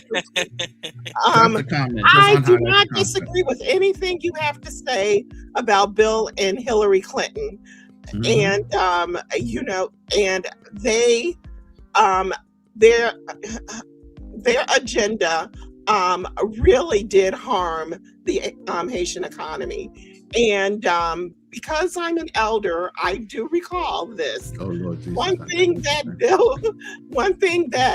Bill Clinton did was president was that he flooded the market, the Haitian market, with rice produce from the farmers in Arkansas. They were given preferential trade contracts to sell Arkansas rice in Haiti, and that did destabilize their rice economy. And Bill Clinton, he did apologize. He did apologize for that. Now, here's but all them political ties he had back in Arkansas, and all them rich white sponsors he had, I'm sure they loved that. But he apologized, so we'll give him credit. Okay. Not to cut you off. I'm sorry. Yeah, he did apologize. Yeah. I'm not saying that his apology certainly did not compensate the loss for Haiti. But here's what I want you to consider. The Congressional Black Caucus has a significant number of Caribbeans who have been elected to Congress. I don't like a lot of them, by the way. Not them in particular. I'm saying the Congressional Black Caucus as a whole, period. Like the American ones, it don't even matter. Just as a whole, most of them are sellouts. Okay, but go ahead. Let her finish though. Yeah. Okay. Oh no, go ahead. Yeah, go ahead. Yeah, just let me finish my point. There are a number of elected leaders from the Caribbean in the Congressional Black Caucus that they could have used their leverage to fight for Haiti and get them the aid and favorable trade contracts. And that didn't happen. And those elected leaders, they were more concerned about their own individual enrichment. Exactly. Thank you. And so you can't blame that on Black Americans. Okay? Some of the responsibility has to do with the people who are being elected into Congress. And those people are Haitian Americans who are citizens. So that's just the point that I wanted to make. Oh, no, she was cooking. She was cooking. I'd like to add to that. This is the thing why I don't take it personal. We as Black Americans can't take the faults of all the things globally that happen to other Black people, but immigrants like to infuse that as we had a choice in it. We're 12% of the population. We don't have that many votes when it comes to congressional laws or even sitting on the Senate. Okay? So when you say America did this in reference to Black Americans or FBAs, has nothing to do with us, and that means he is in the back. So that has nothing to do with us specifically as Black Americans, cause and effect what's going on in these countries. So I don't take offense to what you guys are talking about. You know, I understand what my country does. I understand who runs it. That's the thing. We're not delusional in the fact that we know who runs our country. Oh yeah, I agree with that, Ronan. Yeah, all of that I agree with. I can't even. I'm not. I mean, You even while said I was it. in the Yeah, I'm not military, even going to add nothing to it. even while I was in the military, you know how many times I had to fight off racism and all the shit that goes along in the military, where you get favoritism and everything else that goes along in government agencies. Come on, man. You know, I'm not delusional in the fact that I know who this country is and who owns it, and we exist in it. But we know how to exist in the culture to where we can benefit from it or extort it. Hey, Black Cleaner, did you know Nakneezy is in the back? Black Cleaner. Hold on. I'm getting there. All right. But go ahead. Sorry, Educated Pookie or anybody else. Oh yeah, no. I agree with that, because obviously on the other side, in our case, it's a whole, you know, because with any geopolitical situation, like when I was talking about the Haitian stuff earlier, obviously that was in context of whatever we was talking about earlier. But with us specifically, I didn't even add anything to what you said, because you already concisely put it perfectly. So, because like you said, like, given our size relative to the whole population at whatever time in history you want to point at or point to, we did the most with like when even just, not to be funny, but when Kanye said slavery was a choice and this and that, whatever. Well, Kanye, obviously it was a choice because, well, I'm not, I don't mean literally. I'm saying, let me finish. Obviously, Kanye, there are people that whether they got away safely and escaped to the north in the Underground Railroad, or he lucked out and, you know, he had a northern owner buy him and move him to Maryland, and this whatever, like, or a dude that violently revolted in Mississippi in 17 or 1827 and this whatever.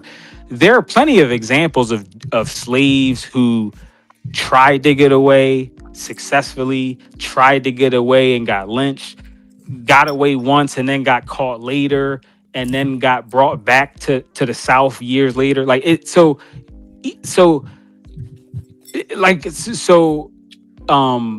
at any given point, there were either individual Black men or small coalitions of Black men and Black women who revolted or, you know, boycotted or, you know, built a Black Wall Street in Tulsa or built a Black Wall Street in some small town in Tennessee or Mississippi or South Carolina or yada yada, or Baltimore, or, you know, whatever. So our population, given its size, maximized what it could do at the time. They, you know, pushed through a lot of laws that other minorities benefited from, whether it be Asians and the you know, Japanese people after the internment stuff, and they got reparations and this and that and blah, blah, whatever. So, Right. or Italians, when Italians, you know, came from being considered a minority to white people, and Italians started. Right. So, Educated, let me say this real quick. I'm just saying, I just want to make it clear. I want to give Black I'm adding to Americans what you're their saying. credit Right. as well. And I'm obviously. adding to what you're saying. Yeah, go ahead. First of all, historically, nobody's ever paid for a study or statistic to show how many slaves actually tried or attempted to free themselves or escape to either Canada or the North. But right now it says that there are 40 to 100,000 enslaved people that successfully escaped to the North or Canada in the Underground Railroad. So that's documented. Now, like you were saying, there's so many other undocumented So that makes my point even better. Right, exactly. That's yeah, what I'm saying. that makes my point even. Yeah, because we got to understand who controls history, but the ones that win or are writing it. Okay, so that's why we have to continue to tell our stories. We have to continue to do our own deep end research based off of the stories that are being told, because there are sub stories behind those those stories that are being told in the books. Okay, but go ahead, Nat. Welcome to the board. Welcome to the panel. Hey, brother, I'm driving right now. I'll be at my destination in like 15 minutes, and I'll link back in. All right, no problem. Oh, go ahead. Yeah, I just wanted to add to your point there, educated. Right. I'll add something too, because I think you brought up a good point, educated. Right, and I think it's something that we need to consider, right, and think about a little bit, right? So, when you say things like, for example, I understand that while Americans, and this is all Americans, I think they're mostly good people, in that whether, nowadays anyways, whether, especially Black Americans, if they were to think that, hey, and they were given an opportunity to vote, where they would say, do you think we should do X within this country, but in exchange we get X amount lower in oil prices, or X amount, geopolitical favors down the line, right? I think most people would say, no, we wouldn't want something like that, right? I think most people strive to be moral. But when you really take a look at, one good example of this in history is Panama, and what Roosevelt did in Panama, in preventing those people from being able to develop their country. Gunboat diplomacy, where he showed up with the Navy and he said, well, if you don't open this canal and let's negotiate, then I'm essentially going to come in and ravage your country with the Navy and bombard you with shells until you comply. While true, most Americans it was extremely controversial at the time, and most Americans did not agree with it. At the end of the day, with the shipping ports and things like that, many Americans, even till the day, enjoy a lot of those shipping ports and shipping lanes that allowed America to be developed. Even things like the current crisis in Venezuela with the Venezuelan oil. We specifically went in there in order and destabilized a government to essentially, and we put in another corrupt dictator there in Delcy to essentially make sure that we get shipments of oil out of Venezuela into the United States to help ameliorate the situation. And that oil goes into our rubber manufacturing, road and asphalt manufacturing here, and it goes directly into the gasolines in our car. So even for someone like me who didn't even get an opportunity to vote on whether I wanted this to happen and don't agree with it, I benefit. And we should just recognize that. That's all. But also, KB, I want to say you didn't want it to happen, but sometimes the government is, darkness or velvet. Is the velvet glove in with the iron fist. They go out and just do these things because they think that it will benefit the national security. And in a way, in a twisted way, look how much flack Trump is getting right now, or Joe Biden got, just because the oil prices went up. And people voted and said they didn't want this. But then at the same time, when it comes to going into Venezuela and places like that, they'll go in because that's going to translate into lower oil prices, which translates to victory during elections. Complicated.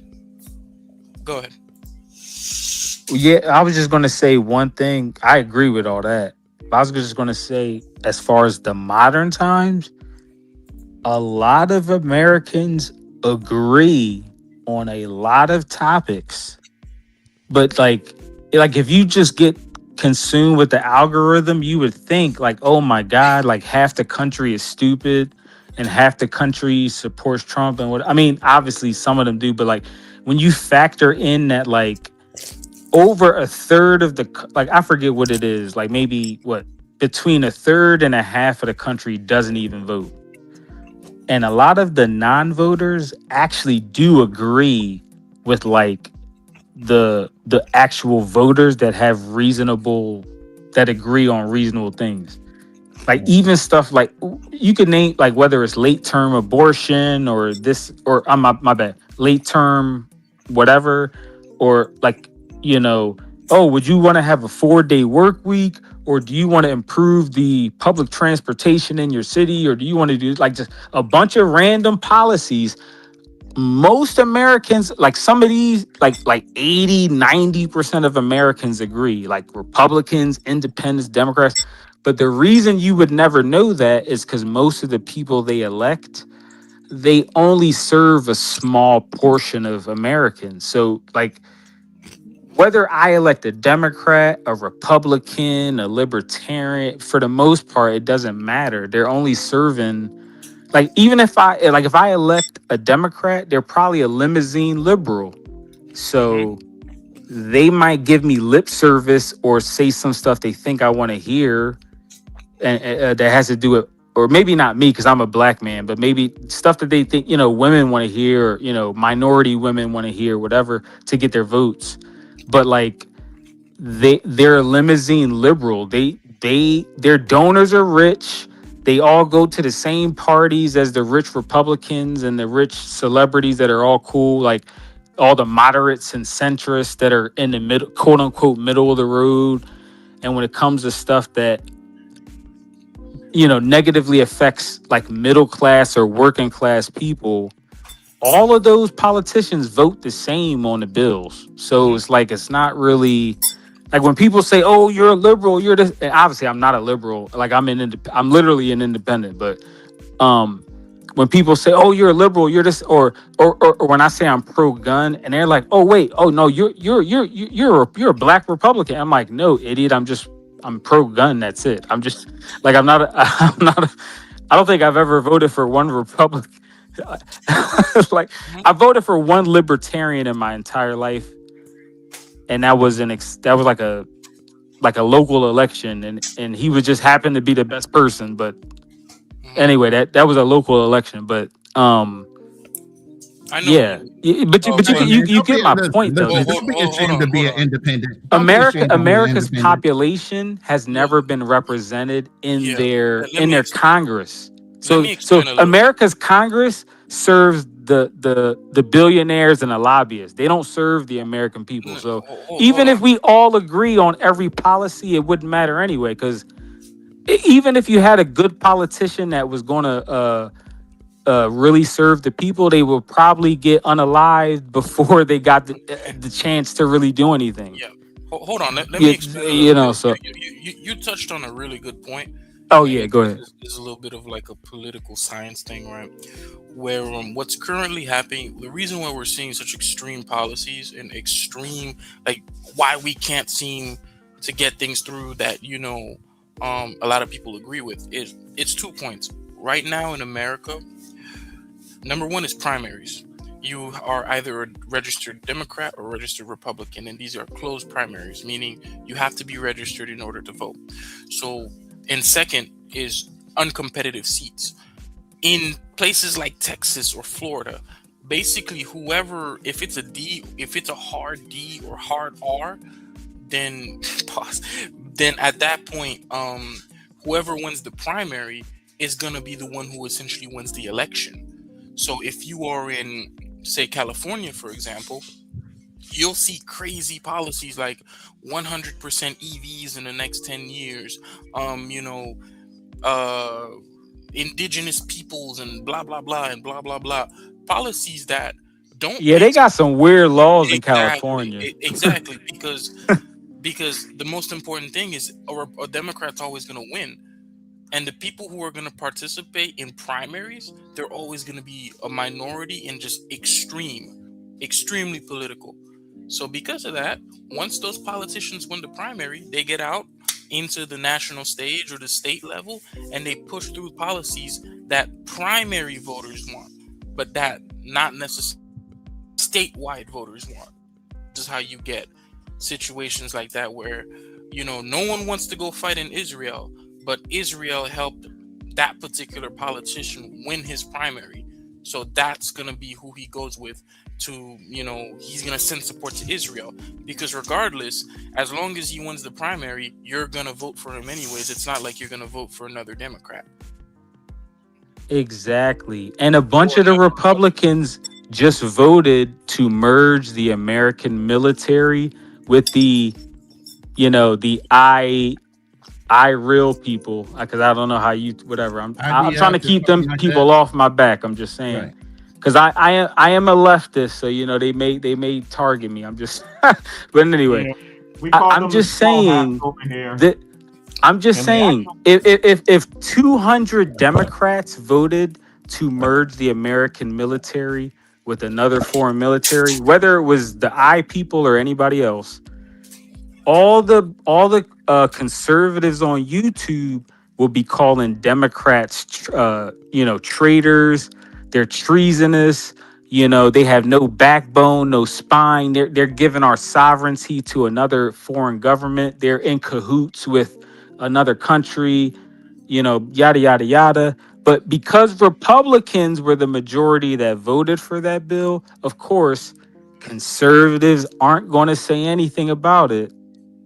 So it's just independents like me bringing it up, and then I have to argue with Democrats and Republicans on both sides arguing with me because neither of them want to admit that their party is a bunch of corrupt, brainwashed scammers and yada yada and nepo babies, et cetera, et cetera.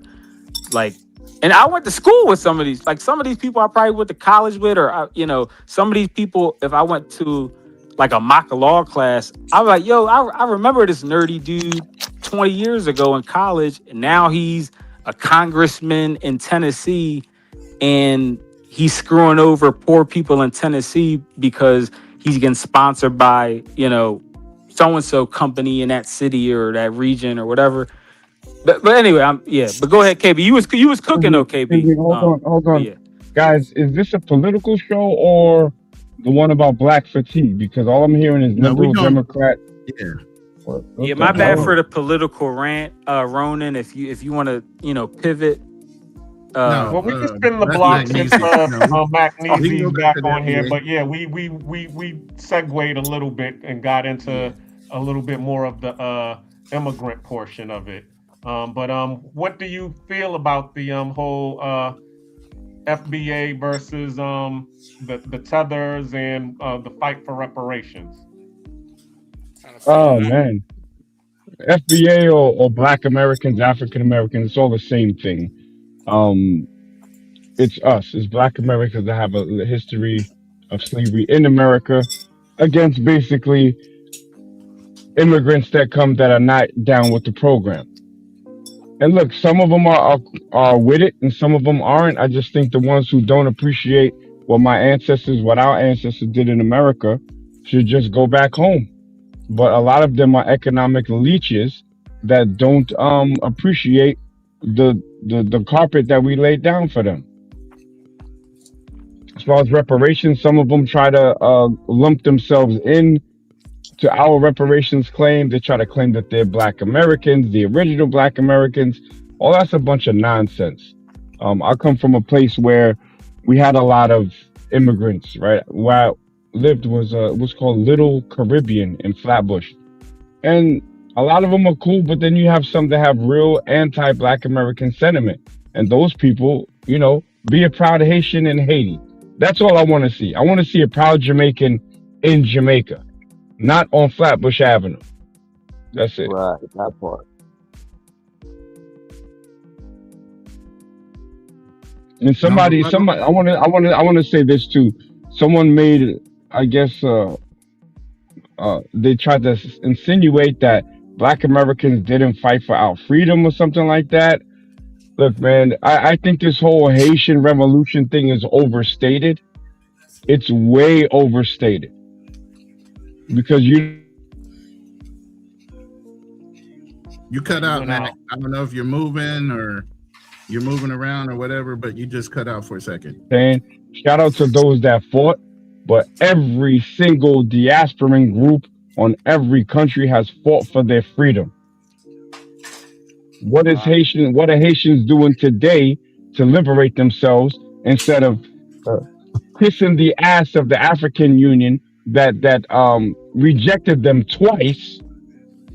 Then I think Kenya finally sent some troops. The troops are getting washed in Port-au-Prince. Haiti is an unlawful land, and the Haitians present day have themselves to look at as that. All these Haitians in the diaspora, ain't doing nothing for their country. Be a proud Haitian and fix your country, bro. That's all I'm saying. Ignorant take, but okay. Well, it's not ignorant. Ignorant means lack of knowledge. Show me where I have a lack of knowledge. Well, I mean, Haitian occupation, and also as well, there's been multiple times within United States history where Haiti and the surrounding nations have tried to do for themselves, but the United States has blocked it several times. Wait, hold on. Who's this? Me. Of course, KB. Oh, it's KB. Hey, how you doing, KB? How you doing? Oh, the age shamer. What's up, brother?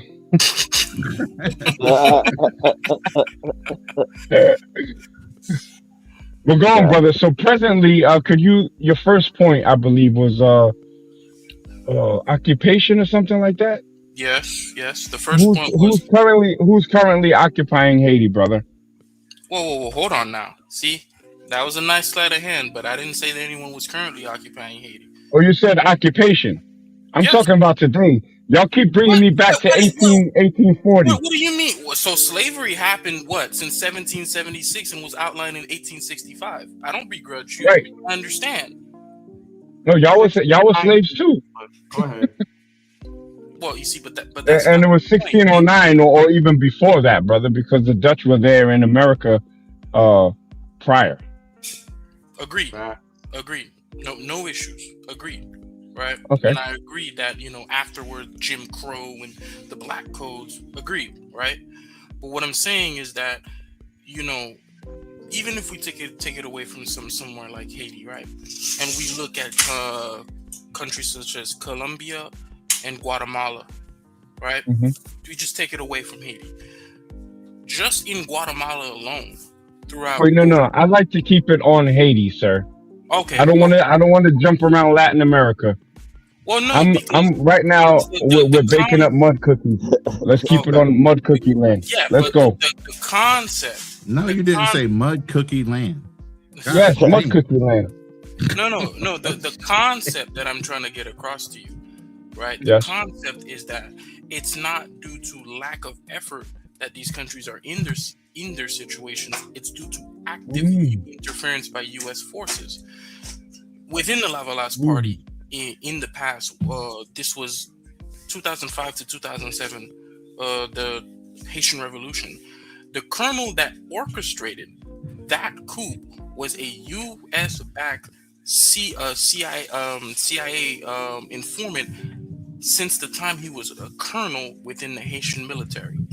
After the then lawfully elected president left to the United States on a diplomatic mission, the then Clinton administration recognized that new administration as the new administration of Haiti, basically exiling the then president who had to flee to France. So You're talking about which one? Which president was that? He was pretty good, I thought. What's his name? Name escapes me, but yeah, 2004. Now, is that Aristide? Yes. Oh, okay, yeah. A Black American gotta fucking call your own president out. You're welcome. Oh, come on, what? Continue.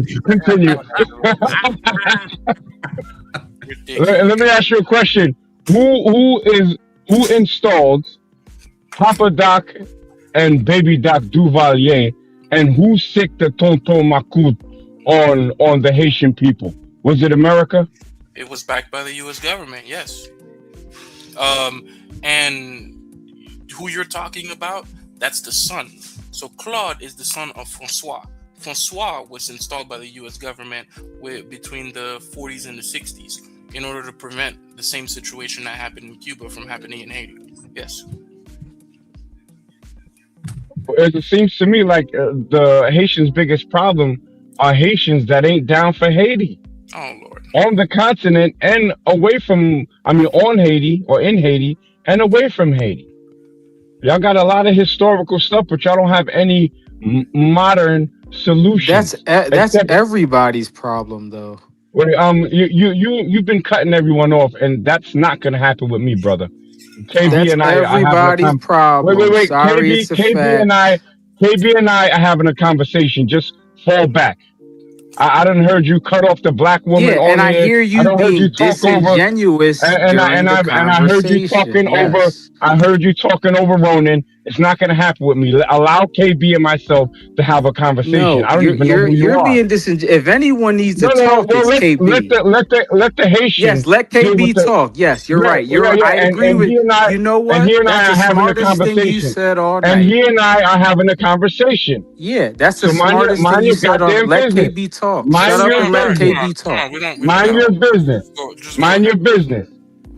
We've been having a conversation. Then you button your big ass nose in No, it would the be. mix. No, it wasn't an honest. It's an honest Well, conversation on let KB's KB have the half. conversation. Stop All right, dick riding, people. All homie. right, And we can it's a have we can disingenuous have panel etiquette. conversation on your half. Stop dick riding. Let We KB can have handle panel it. etiquette here. Okay. Hey, Knack.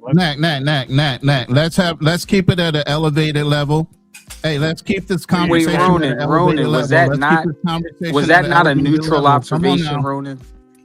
No, it's not neutral when two grown men are having a conversation. No. Are you not a Hey, grown man? Are you not able I to be get it, but logical? Hey, yo, man, shut the fuck Wait, no, up, Ronan, dude. Ronan, hold on. Did you not hear my? All right, Did come on, anyone? we don't. Did y'all not hear my statement? educated Pookie. Come on, let Carl We heard be. it, Let I agree, educated. but Let Carl be. Let Carl Okay, be and Mac Easy go at it for now. I'll let Let KB Carl cook be you. Oh, come I'll on. let Mac Easy go KB at it cook for you. now You're without right. no Okay, you're interruptions, right. okay? All right, come on, just let him Just a little bit. have the opportunity to kind of bring up his point, and because maybe Right, I come can on, change y'all. Like, what we his point doing? of view. Come on now. I KB get and I can have conversations. He and I already have a rapport. yeah, I could throw a shot, he Alright, could but throw a not shot, and me. we're men. Bro, you get a So little you aggressive. have a rapport with him and you're still being disingenuous? No, it's not. Well, first of all, why are you still talking to me, No, homie? hold on, Ronan. He's being Ronan.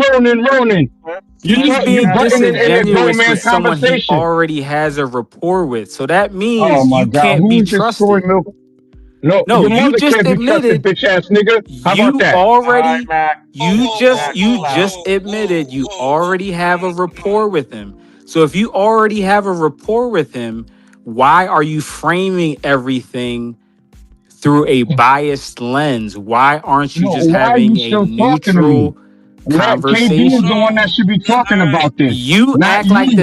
Not CIA you. doesn't. Yo, Not you. Not you. Nakmeezy, if the This CIA ain't your wanted to shut you conversation. down, you will be This ain't your detained. conversation.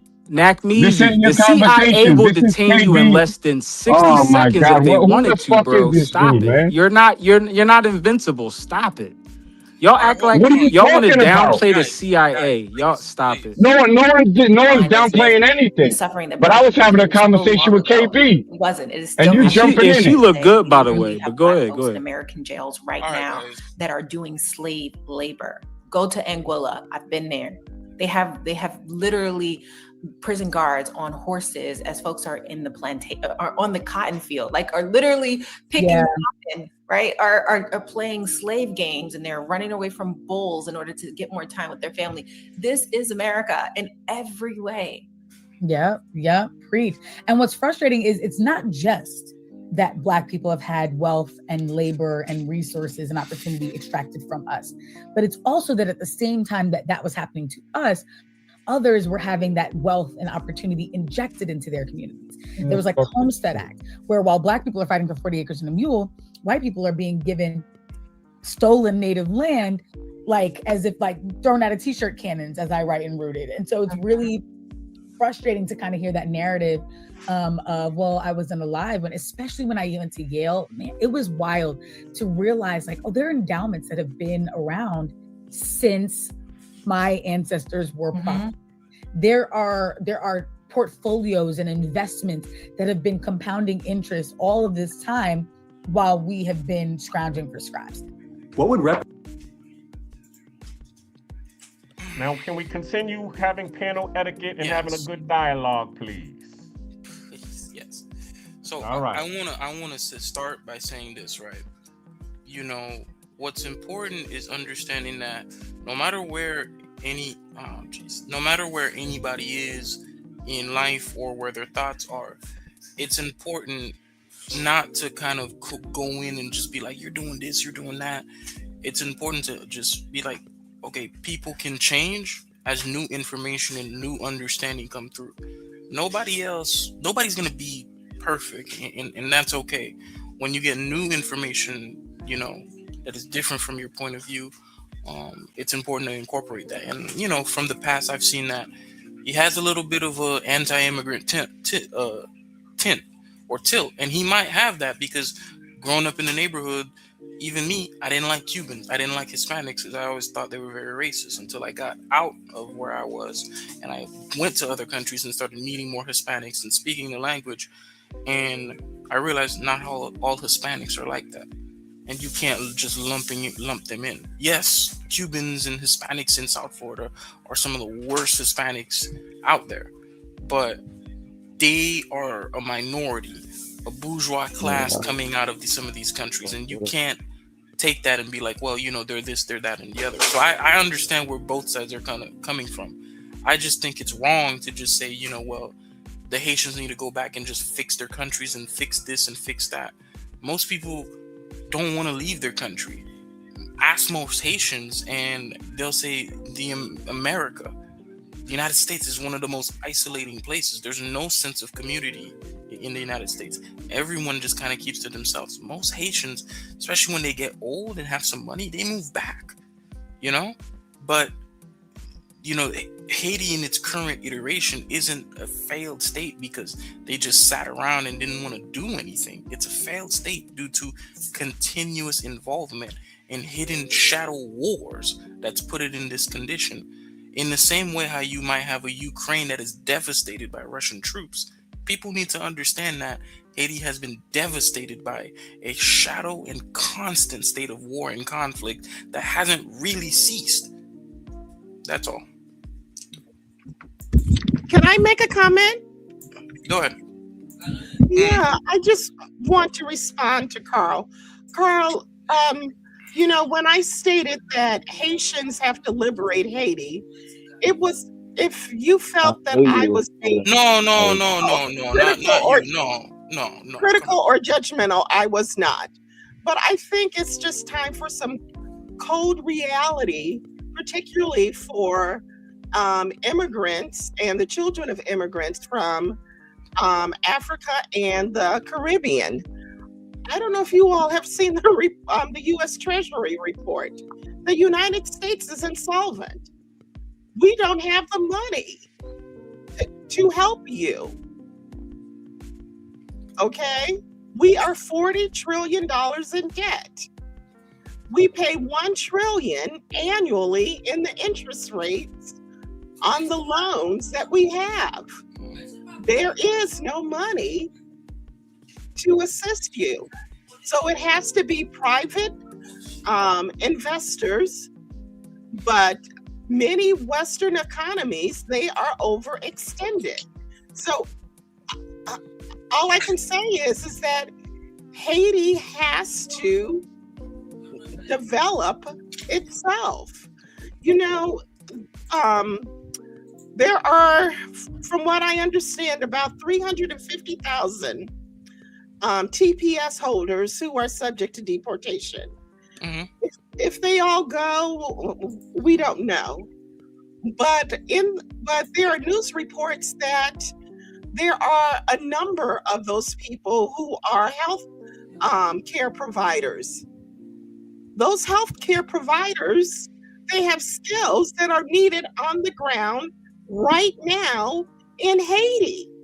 They have skills to help rebuild the country. So I understand that the truth may hurt, but that's just where we are right now. And I'll end there so someone else can comment. See, Maya, I don't disagree with you, and I don't begrudge you. Don't think like I felt some type of. I don't hold on to grudges. But Maya, what if I told you right now, that part of the reason why Haiti cannot have free and fair elections right now is precisely because the United States government helped install a de facto dictator right now, and that they've essentially stated that elections will not be happening until they feel like the country is in a stable sense. Okay, that I will have to do research, and because I don't know that. If that is true, then that's a problem. Now, maybe you can answer this question. From what I read in one article, it stated that many of the elected leaders from Haiti, many of them, they're not living in Haiti. They are staying in the DR. Is that true? Yes, it's probably true. Okay, that's a problem when your elected leaders are not on home ground. So maybe that's a place to start, and that is to get your elected leaders to live in country, or somehow replace them. But something has to start. I don't have all the answers, but the people of Haiti has to figure this out. That's fair. That's true. Yeah. Maya, Anybody else have anything to add to that? Miss Maya, keep showing up. Hold on.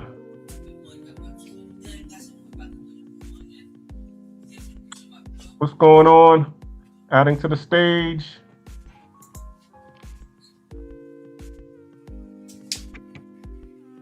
Who's this?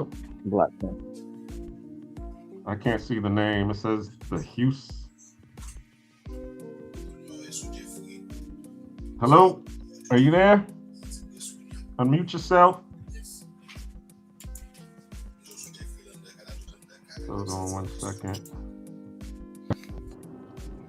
Can y'all hear me? Yeah, we can hear you. We can hear you. We can hear you. All right, somebody's on here, but let me I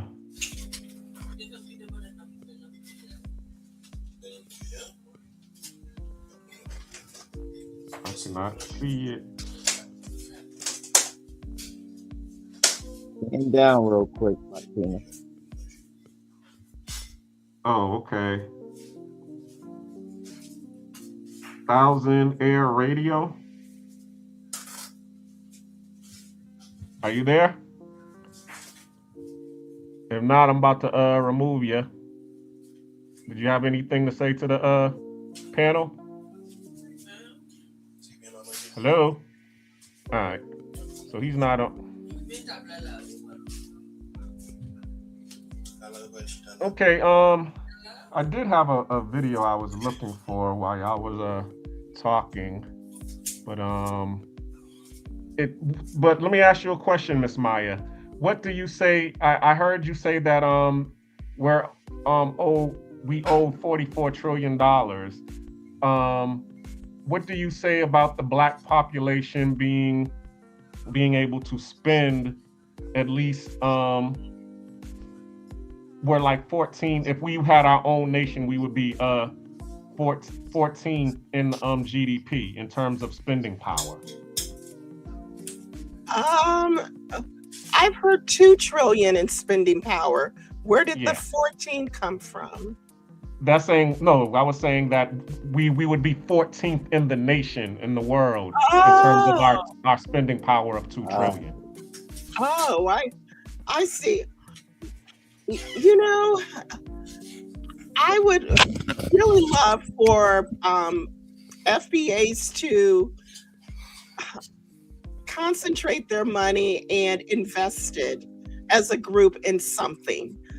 And I own real estate. That's what I can figure out. I don't understand crypto and a lot of other stuff.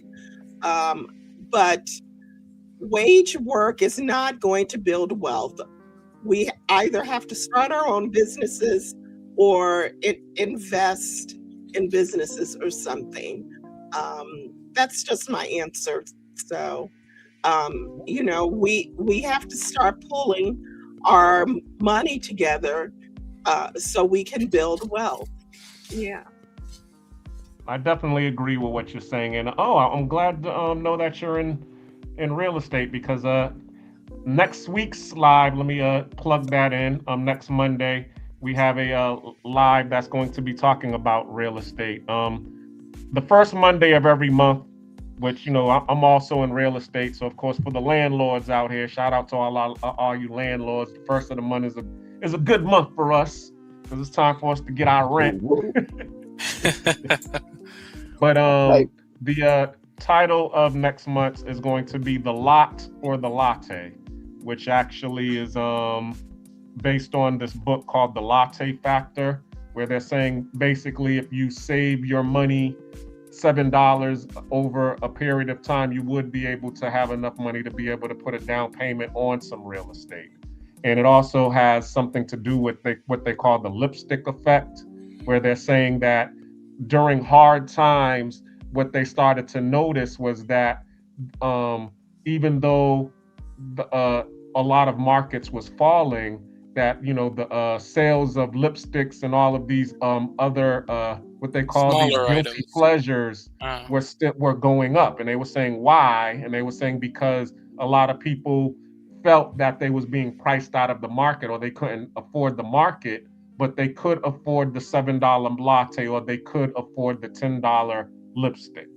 So we're going to talk about basic ways of investing in real estate to where it is affordable. So yeah, I would love to have your perspective on that.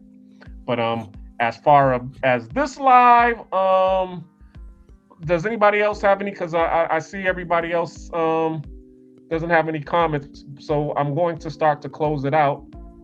Yeah, I just had to So I step away really for a appreciate minute. having everybody on the panel. I just had to step away for a minute, but I was listening in. Okay. On the combo that was going on between Carl B and Nagneezy. I don't know if that got resolved or not, or the questions and No, it didn't get resolved. I wanted to resolve it peacefully with Carl B. now that the other party is gone, you guys might be Oh, able perfect. to finish that up. Hey, KB, real quick, are you still there, brother? Yeah, I'm still here. Hey, so like my point was that a lot of Haiti's problems are from Haitians themselves, right? And I mentioned Papa Doc and Baby Doc Duvalier. You said that the CIA installed, or you didn't say installed, but had something to do with Papa Doc coming in power, I guess? Francois, his name is Francois. Yes. I don't. The information that I have doesn't support that. I think he ran on an excuse the term, mulatto campaign, kind of like a pro-black campaign, because at the time the mulattoes were running Haiti, and then he got them out. So a lot of his opposition came from mulattoes, one which flew with the Tuskegee Airmen and then came back and tried to overthrow him. And he had 5 Americans with him. So if anything, American influence tried to get him out of power. They failed, and then he put his son, Baby Doc Duvalier, in. Does that make sense to you? It makes sense. It's just not correct, and at least in the sense of Duvalier's politics, two things can be I'm true. talking about how he got in. How did he? Because you said the CIA. I don't think that's true. Nothing that I see is saying that the CIA was involved. Where are your receipts? Well, you can look at you're not necessarily going to see it in unclassified documents, but it's not something that you can really get receipts for. It's not like there's going to be a document. No, it's true. But living in the country and being a countryman and seeing these things, I have people who are still alive today who live through it. It's not something that written down, and they're gonna be like, okay, on this day, Okay. we sent this amount of arms and this amount of guns directly to you, in exchange for political favor. It's not gonna be something that's written down. But All right, brother. So you have no receipts. Let me just wrap up and let me ask you if this makes sense. Um, did he not run on a pro-black ticket to put the power back into the hands of black Haitians? Yes or no? I don't know. Well, he did. He was against the mulatto ruling class, that same mulatto ruling class that negotiated with France to get France to back off, and they negotiated that fee that they had to pay to France for their loss of slave labor. So when you say that the CIA helped, that doesn't make sense. The CIA, it was a guy named Pasquat or something like that, with 5 American soldiers tried to take him out because he was becoming an autocrat. Okay? And when he was out, actually, I don't want to jump over the Tonton Makut that he created. Have you ever heard of the Tonton Makut? Yes. All right, I did too. As a Black American, I heard about how terrible they were against the people of Haiti. So that's a Haitian problem. Americans tried to fix that and get him out of power. What? Yeah, absolutely. Oh no! You're mistaken. You're quite No. mistaken. You are. Okay, because let me give you the name. Y'all gotta get to a point and land the plane. Now, my point is that Duvalier, the father, had no help from the CIA, and he, as a Haitian man, wreaked havoc against Haitian people. And after he was done wreaking havoc, he installed his son to wreak more havoc. If we bring it to current day, Jovenel Moise, his own wife, had something to do with his murder. They brought, and it was Haitians in the diaspora that supported that didn't want him in. So again, Haitians' problem, they like to say the CIA. I asked the brother for receipts, and he said out of his own mouth, we don't have receipts. I know people that live there. There is nothing on the internet that says that supports. Let me land. That nothing, no research supports that the CIA had any involvement in the installment or support of Papa Doc Duvalier. That was him on a pro-back card to get rid of the mulatto establishment. You failed in providing your receipts. So like a lot of you guys come up with these fantasies about American involvement, and we wasn't even involved unless it was time to take him out. That's such an ignorant. You see why that's such an ignorant thing? It's kind of like things like redlining. Or No. Tell me how that is ignorant, brother. No. Tell me how that is ignorant. Allow me to. I'll even give you 2 examples. While it is true that if you look at the letter of the law since 1865, and you were to just look at the letter of the law, there's nothing saying that they're stopping black people from having certain things. There was just separate. Brother, keep it to Haiti. I don't want to go to America. Let's keep it in Haiti. Because it's an ignorant thing. Not every. No, but you're saying it's ignorant, but you didn't disprove me, brother. Well, show me CIA involvement. CIA. Yes, sir. CIA. Go. No. You see, you're not gonna box me in. No. That's no. Box you into the topic? No. Let me explain, right? Because I'll give you a very good example. Not everything is going to be necessarily written down to the letter of the law where they're going to say, oh, Duvalier, he got help from X. One great example, one great historical example of this is Russian history with what happened during the Soviet eras. Many of the things that were written about Gulag and in Gulag, you're not going to be able to get resources from the Soviet government that's going to tell you, yeah, you know, we sent this many people into prisons, we buried them here, and this is what we did to them. That's the point that I'm getting at. And you're not I agree with that point. You're not going to have exact historical documents like that specifically to Duvalier. But what I agree 100% with your point, right? So now my question to you is, where did you get your source? Where did you get your source for the CIA? Give me an opportunity. Okay, brother. It's from people who lived within the country, who were part of the who are part of the Duvalier government and who saw what was going on. And even if you say were to exclude that, right? You say, we're just going to move this to the side. You still can't take away the 30 years of occupation in the fact that Citigroup financed the debt within Haiti. And that was part of the reason why the first occupation happened to begin with. That's the point that people are trying to get. And you still can't, just dismiss what happened to the then Haitian president after they had free and fair elections. Can we agree on that? What I can agree on is that you totally danced around, tried to take me to Russia instead of giving me the receipts. I will agree with you that. Wait, hold on, brother. Let me agree with you for a second. Let me agree with you for a second and keep your context in it. Everything isn't going to be on a newspaper. It's not going to be front page news, right? Just like the CIA wouldn't put on front page news, hey, we're supporting Duvalier to put him in power, right? On a pro-black, a pro-black ticket to get out the mulattoes that we've been working with, right? That wouldn't happen. But my question to you was, how did you get this sensitive information that is not backed up by anything on record, and you just threw it out in the air and said that the CIA put him in power, and they did not?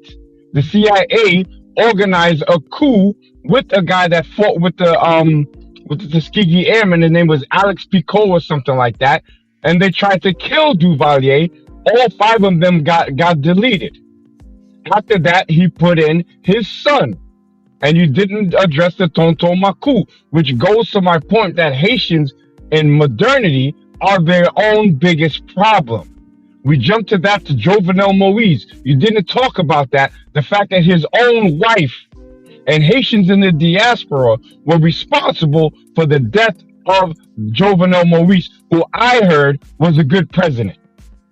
These are my points, and you're not addressing them. You're not addressing them. And the situation with Jovenel, this is what I mean. You are getting partial information. And this Jovenel, not only was he deeply unpopular, but he was trying to find ways to subvert the political process so that he can get an extra year or 2 in power. That is not true. That is not true. Who tried to kill him? No one's really sure who killed him because no investigation was done. No investigation? They investigated his wife. And Haitians in the diaspora, specifically in Miami. Where are you getting the Carfax specifically in Miami?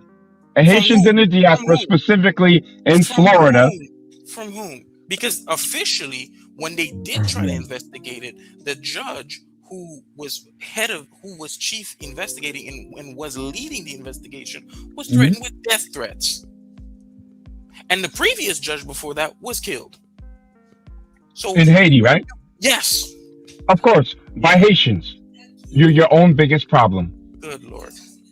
There's no semblance of justice. There's no semblance of order.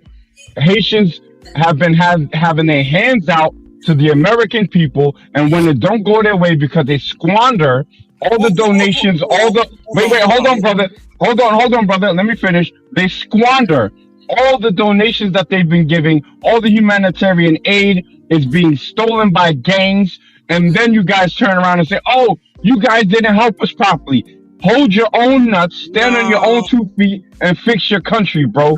Stop killing your leaders, stop hurting your people, and blaming on France from 400 years ago. You can't come in and just say, I have people who live in the country. My mom is in the back right here, listening to all of this. And even she did. That's fine. Respect to your mom. I'm not debating your mom. I get it, but she's been living she was part of the original founding members of the Lavalas party while in Haiti. You don't know what you're talking about. You don't know what you're talking about. And in fact, don't bring your mom into it, brother. The money that was wired as part of the assassins that were caught were not even Haitians. There was 2 Americans, a bunch of Colombians, and other people from South America. There wasn't any Haitians involved. And there was no Haitians in the diaspora. That's cap. Talk about his wife. Why was his wife under investigation? Why was his wife under investigation? No, don't ask your mom. Pukisa means why. Don't ask your mom. I'm asking you. Stop tapping in with everybody else. I'm asking you. You gotta give KB credit for him KB being got so Alex for young. backup over there. No, it's You not. It's always not. got allies. No, it's not. No, it's not. It's not. It's He got his not brother backup. back there. It's about asking people who were there. No, but I would have to call your source into question. I mean, we just live there and have family there. I don't think you speak in French now. You lived in Haiti? Me? Yeah. Oh, okay. You should be a little more thankful for what you have in America, then, brother. Jesus Christ! What I'm trying to convey to you, it's like we keep going round and round. Like we keep. Y'all are funny. No, but I want someone to fact check me. Someone who has access to a computer. Google Jovenel Moise's wife. Hold on. Come here. Come here. Lindsay is sitting there fact checking as You we want? talk. She's asking his mom if she want to do something. If you guys look at the chat, Lindsay is fact checking you guys with, hey, if you guys look at, No, don't bring your mother on, brother. One of the guys was head in the whole assassination plot was arrested, and a judge here in Florida mentioned this guy cannot be prosecuted because he's an asset to the CIA and he works for Homeland Security. He was a Colombian. Who was that? Your uncle, bro? You brought your uncle up? No, you could look it up on Miami Herald. His case I'm was not sealed gonna debate with you about my brother. under the guise of Homeland Security. Look it up. Okay. Who am I speaking to respectfully? Jerry. Hello, Jerry. How you doing? My name is Jamel. Brother Jerry, going back before Jovenel Moise, going back to Papa Doc Duvalier, did you understand that the CIA put him in power? Of course. Can you prove it? He was necessary. He was necessary to keep communism from spreading into the Americas. Now, what's your evidence, brother? What's my evidence? Yes. I'd have to dig deeper for you. But Okay, yes, now I let do me have ask you the this question. The same mulattoes that live in Pétionville, the same mulattoes that have been the establishment, you know who I'm talking about, right? Well, that's what they're characterized in Haiti at that point. No. Were they not the ruling class at a certain point? I lived in Haiti for 17 years. Mm. That whole concept, mulattoes, that was not a very public thing in reality. People use that as an excuse to say, oh yeah, Papa Dog this, Papa Dog that. But in reality, the mulattoes were actually foreigners who came and have kids with the locals. Right. And those are technically mulattoes. The majority of those mulattoes did not have Haitian passports. They all had French or European passports. But they had power, though. These are the offspring, T-Vice, that group T-Vice? Yeah. Their grandfathers come from Exactly. This is who you're talking about. These are the mulattoes that I'm talking about, brother. But these mixed race Haitians, did they not have political power in Haiti back then? Of course they did. This is my point. So Papa Doc Duvalier was trying to take that power away from that mulatto ruling class. And he did. And thank you. He did it. America, the CIA would never support a black man trying to install black politics in a majority black country unless it would be in the favor of America. The coup. Hold on, brother. Let me finish. I'm gonna give you the mic back, Jerry. I like this conversation, brother. When there was a pilot, a mulatto Haitian pilot who fought with the Tuskegee Airmen, and 4 or 5 American soldiers tried to take Papa Doc out, and they got killed. Are you familiar with that? Yes. So you're agreeing that Americans tried to take Papa Doc Duvalier out. So you can't, on one side, put him in and then on the other side take him out. That's working against your own message. He was there and he became an autocrat and started doing bad for the people. You know better than I do the horrors that the Tonton Macoute did perpetrated on the Haitian people. Oh, absolutely. That's Papa Doc cool. That's Papa Doc's group, brother. They were dressed in blue.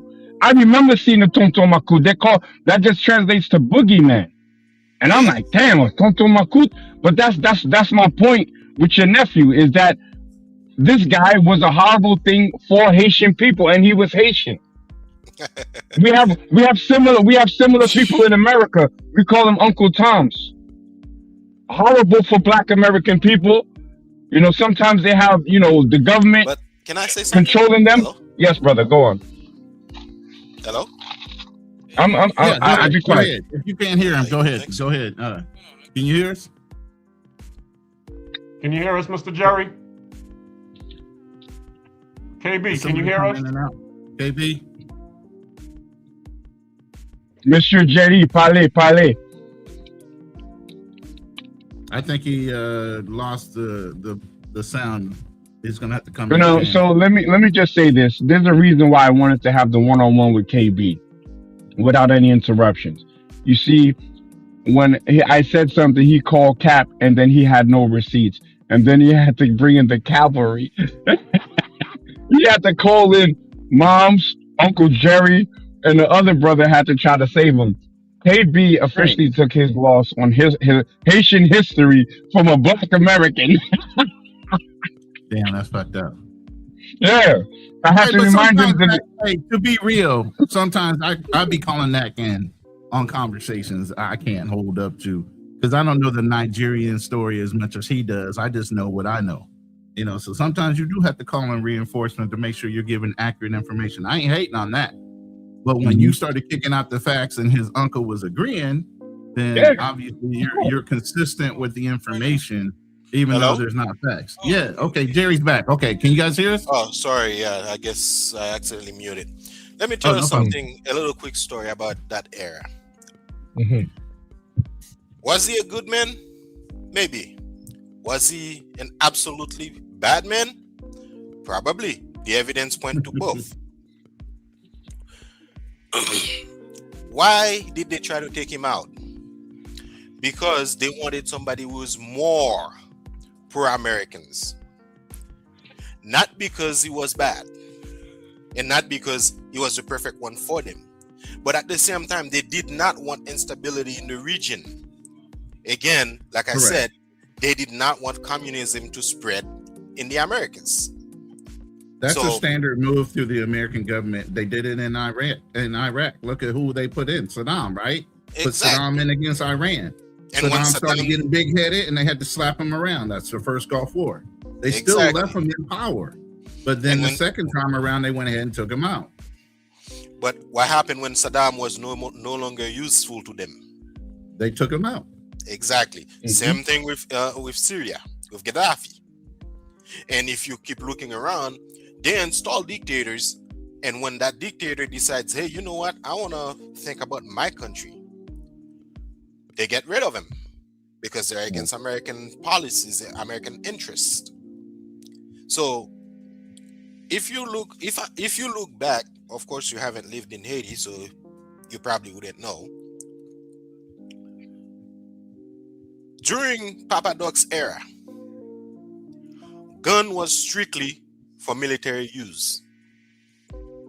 No civilian could own a gun, regardless of what level you are or what class you came from. Mulatto, blacks, poor, rich, you could not own a gun. That's that. And if you've discovered owning a gun, you get executed or you get put in jail. Anywhere in the country, even as far as the countryside where you have the farmers, one gunshot is fired.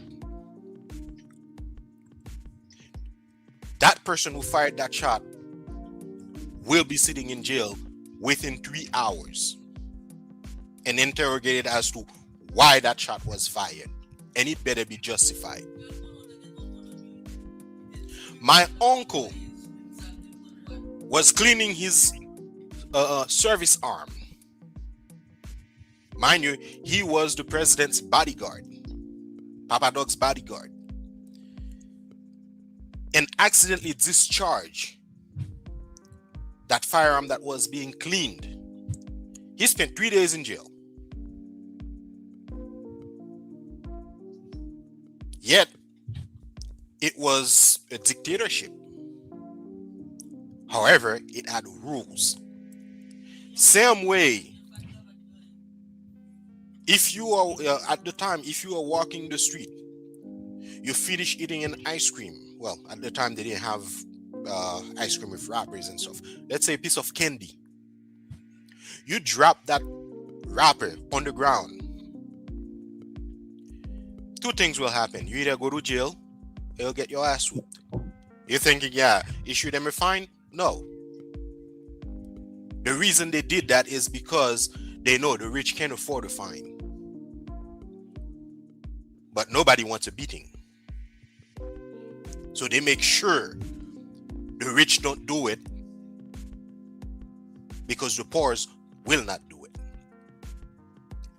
They had full sanitation service, and I can tell you, life was more affordable for the people at the time. Why? Because the government had rules set in place, and the government, although it was a dictatorship, the government did not force the rich to comply with pricing. Instead, what the government set in place was what we would call, in Haiti, they call it parc industriel. Like in literal translation would be like an industrial park. But what it really was is everything that the country produces goes to the central warehouse. Well, not in the capital exactly, but in the local central warehouse, where it is distributed to the sellers at affordable price. And those sellers are told, this is the maximum price you can ask for that product. If you want to ask for less, that's fine. If you want to produce your own and sell it at a lower price, that's fine. You just can't go above that threshold. And the threshold had a margin. If you're discovered doing what they call now in the US price gouging, you broke the law. You go to jail. Now, after Baby Doug got ousted, you know what happened? The rich came around claiming, yeah, it's a democracy, everybody needs the right to compete. The government said, okay, since America was pressuring them, and America no longer really needed Haiti anymore, since the Soviet Union was no longer there, hence the threat disappeared. What did they do? They forced the government to sign a contract to open Haiti for international business. And those same rich guys were importing subsidized rice from the US, flooding the market. And the condition they received it was they paid no tariff. As a matter of fact, not too long ago, Clinton confessed that he single-handedly destroyed Haiti's production because he forced Aristide to sign an agreement to actually not only eliminate the taxes completely on American import, and since the rice and all the producers coming from the US were already heavily subsidized by the American government, it was but dirt cheap. And they flooded the country with them, paid no taxes, the point where the local farmers in Haiti, see no point in producing anything because theirs automatically became more expensive than the imported produces. So they moved to the capital city to look for jobs to earn money instead of producing and selling. Now, to get back to what I was saying, when hold on a minute.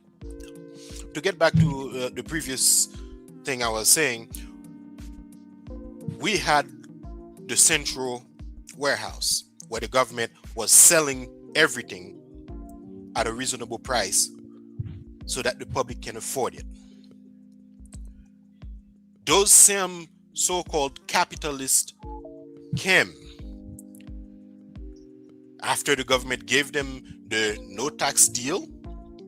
As long as whatever you're importing is inside a container, it gets into the country for free. They were happy. They said the only condition they received was to keep life affordable, keep the food prices low so the public can afford them. They agreed to that. Then a few months later, they came back to the same government and say, oh, we can't compete with the price of the warehouse. Since the government was the one, selling, and they were selling at a lower price than we can afford, we want you to close that because we can't compete with the government. The government agreed. Less than a year later, a can of milk that used to sell for 50 cents, half a Haitian gourd, was selling for 2.5 gourd. The price jumped by 5. Less than 2 years. And that's what we're suffering for right now. And if I can guarantee you, you hear, yeah, Aristide was bad, he was supporting gangs and so on. Bullshit.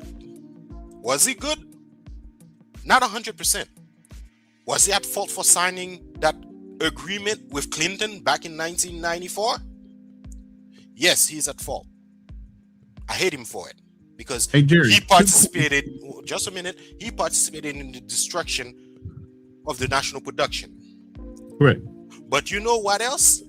I can tell you, you know why he was actually ousted out of the country? Aside from being anti-American, the reason he was ousted was because that contract, which was signed after Baby Duck got ousted, was coming to an end. It was about to expire. And Aristide say, since you guys did not obey the contract, I am going to let it expire.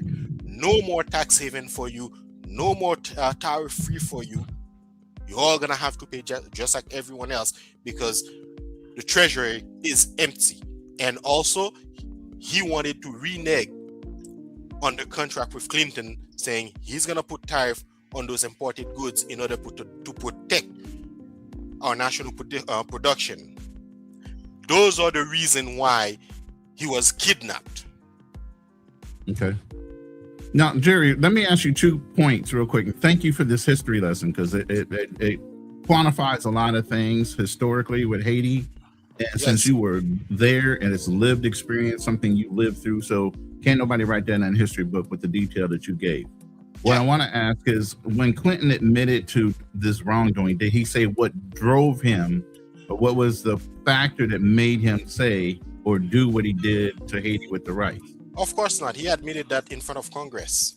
Okay, but he didn't say why he did it. Okay. No. Now, All he said is Philip he regretted Lindsay alludes to iridium, which is found in large quantities in Haiti. Do you think that has a driving factor? It's actually worth more than gold and Bitcoin now.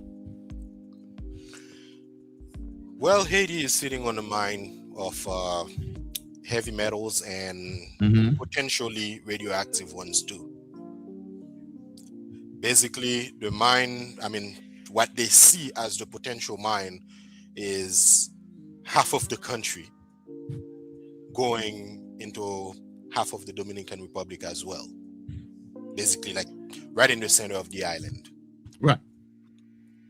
But do you think that precious metal is a driving factor behind the corporations doing what they're doing to kind of drive down the economy so they can dictate how that resource is drawn out? Because obviously, with the state of Haiti right now, you guys don't have the wherewithal, the resources to even take advantage of that metal that might be still in the ground. You know what I mean? No, that's not the reason. I'll tell you two reasons. One reason Haiti sits, I forgot. I was reading that yesterday.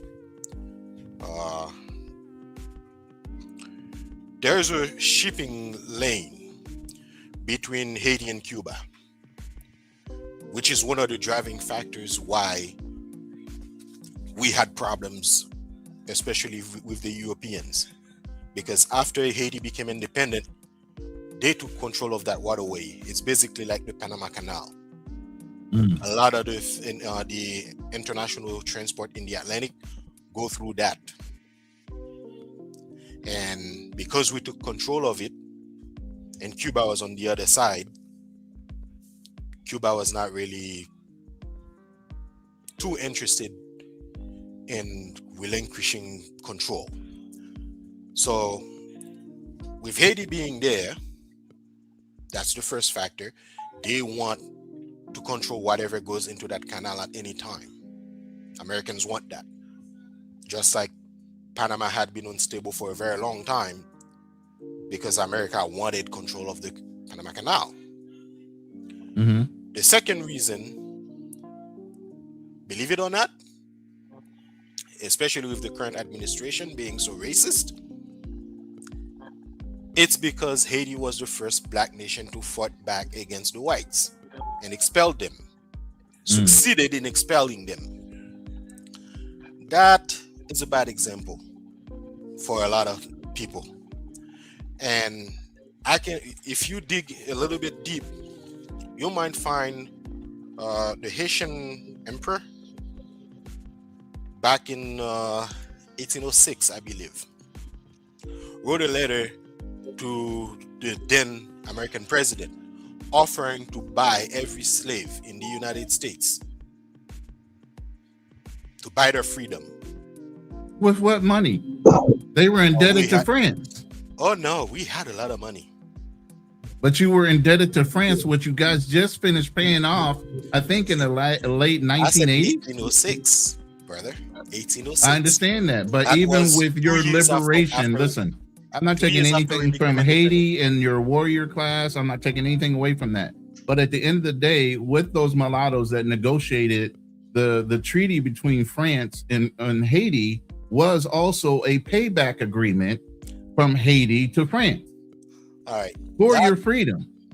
That was not paid off in one lump sum. That was not paid off in one lump sum. That was paid over in payments. That indemnity didn't come until around, I believe, 1825. Okay. But it was still there. 1806. Fresh off, we had a lot of money. And we were trading. When we offered that, the American president was insulted. Yeah, why would they want a black person buying off all their slaves? Exactly. Of course, it's an insult. And one of this, he didn't reply to the emperor at the time, but one of the things he said was that those black nations who just kicked off the white is a bad example for the slaves we have here, and as a result, suppressed any news about the Haiti's revolution in America. That was heavily suppressed. Okay. And that's also one of the reasons why Haiti is suffering right now. And as for the indemnity that we paid, the reason we ended up paying that indemnity is because the guys who agreed in the Haitian government to pay off the indemnity were set to receive a large sum of it. They had conflict of interest. So they were getting a commission or finder's fee based on agreeing to it? No, they were descendants of those European settlers. The indemnity would pay So you're saying the mulatto class was getting paid off of that as well? That Exactly. Brother Cherry, I have a Okay. question. Because a lot of people don't know this. The first president of the Haitian Republic, I believe it's the first president, offered a safe haven for Black Americans in America to move to Haiti. Correct? That wasn't even the president. That was part of the Haitian Constitution. Mm. Any blacks who step foot on Haitian soil is considered free. That was one of the basis for the first Haitian Dominican War. But at the time, it wasn't Dominican; it was Spanish, because a few Spanish slaves crossed the border into the Haitian side, and the Spanish slave masters requested them back, and the emperor wrote back, any blacks who step foot on Haitian soil is free. You know what? To collaborate that story, ironically, the Spanish-American War, even though it could have been fought in Dominica as well, they sent our Buffalo Soldiers to the Philippines because they knew if the Buffalo Soldiers stepped across on Haitian soil, they were going to be freed anyway. That's one of the stories that a lot of people don't know about Haiti being a safe haven for Black Americans while they were still in slavery. And there was a number that went and moved to Haiti, and then some left once slavery was ended in America. So I just wanted people to understand that there was a safe haven in Haiti for Black Americans during slavery. Yes, there was. And one of the reasons it was a safe haven as well was because two of the generals in the Haitian military that did the revolution came from America. Henry Christophe came from America. They fought in the American War. And then they were sold off. They were sold off to the French colonies because they were promised their freedom. And while they were promised their freedom, if they fight in the war, they did. America won. And what did America do? They just turned a blind eye. When those guys, those soldiers, went and asked for their freedom, they get laughed off. They get arrested, and then they were told, we're gonna sell you to the worst colonies imaginable where you will suffer. And they sold them to a ship in Louisiana with explicit orders to dump them in the French colony of Haiti, which is exactly what happened. That's why for a long time, many people didn't know that the North spoke English. That's also why we have difference in our dialects in Haiti. There are many words in the North that are very close to English, and if you come from the North, let's say you go to Port-au-Prince, and like a Northerner come to Port-au-Prince, they instantly recognize, yeah, that's the North dialect. The rest of the country speak one dialect except the one in the North where Christophe was emperor.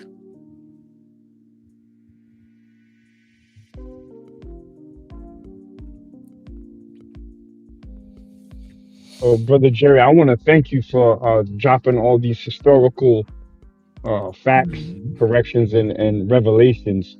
I knew about the connection between Black Americans and Haiti and that safe haven for us. I think that's more of a flex than a lot of times people say, yeah, we were the only ones that fought for our freedom. Because I know you know, Jerry, that Black Americans and every single enslaved person in the diaspora has fought for their freedom. But there's been a narrative going around that only Haitians were successful. There were a lot of people that had successful rebellions in small pockets. You know what I'm saying? Well, to add to what you said, It was true, but there was a reason for that. The reason we succeeded wasn't because we wanted freedom so much. It's because of the way the French colonies were ran. The treatment the French colonies received from their masters. If American slaves were receiving that same treatment, I guarantee you Washington would have burnt. Because it was that horrible. severe. Yeah. It was, like I said before, they sold Christophe and Dessalines to a French colony because it was so bad. And if you look into if you watch Django Unchained, there was a reference in there. They were gonna sell Django to a French colony. That's how bad, how horrible they were treating their slaves. And America had it somewhat good, the slaves. I mean, they had that law where if you mistreat your slave and he dies as a result of mistreatment, you can't collect insurance on it. So those slaves were insured, so there was a reason to keep them alive as long as possible. In French colony, there was none of that. There was none of that. So that's one of the reasons you used to hear, yeah, Haitians were violent even back in the days, but that violence, we learned it and we had to improve it because it was necessary for survival. That same violence and that tone is what I bring up all the time with how they bred that violence into us as well. Yeah, they did. In America, they did. The violence I'm seeing now, it's not warranted. True. But at the same time, one of the things I keep telling a lot of people, and something I would like to mention for you guys, you hear about, the assassination of the president, Jovenel. Yeah. Why was he assassinated? Anybody ever ask why? Well, they said because he was not allowing the COVID vaccine into the country. That's the rumor. I'm sorry, that's also bullshit. Sorry. He was not allowed the COVID vaccine into Haiti because it was a trial. And he was not willing to use the public as a guinea pig. Same thing with Africans. And COVID vaccine was not a melanated problem. It was more of a white tea problem. There you go. That's the second thing. The third reason also is something that is slowly but systematically disappearing in America. What I would call first world problems. Imagine you go out there, you're walking down the street, you shake hands with your friends. As you're walking past, you enter the grocery store, you say, oh, that's a nice looking grape. You grab one, you throw it in your mouth, assuming it should be safe. In Haiti, we don't have that luxury. We know we must wash everything we eat. If we're gonna eat meat, it needs to be thoroughly cooked. Eggs needs to be thoroughly cooked. When we get home, we wash our hands and face. That's why COVID had a hard time spreading around Haiti. Because we practice personal hygiene since we were a third world country. And in addition to that, well, COVID does not really prevail in an environment that are predominantly tropical. Now, the reality why Jovenel was assassinated, there are many things at play. Among those few things, I'll tell you, he was accused of stealing some money that was given by the Venezuelan government, well, loaned to Haiti by the Venezuelan government for the development of Haiti, also called Petro-Caribe. So that money was signed in 2006. The contract was signed in 2006. The money was available to the Haitian government.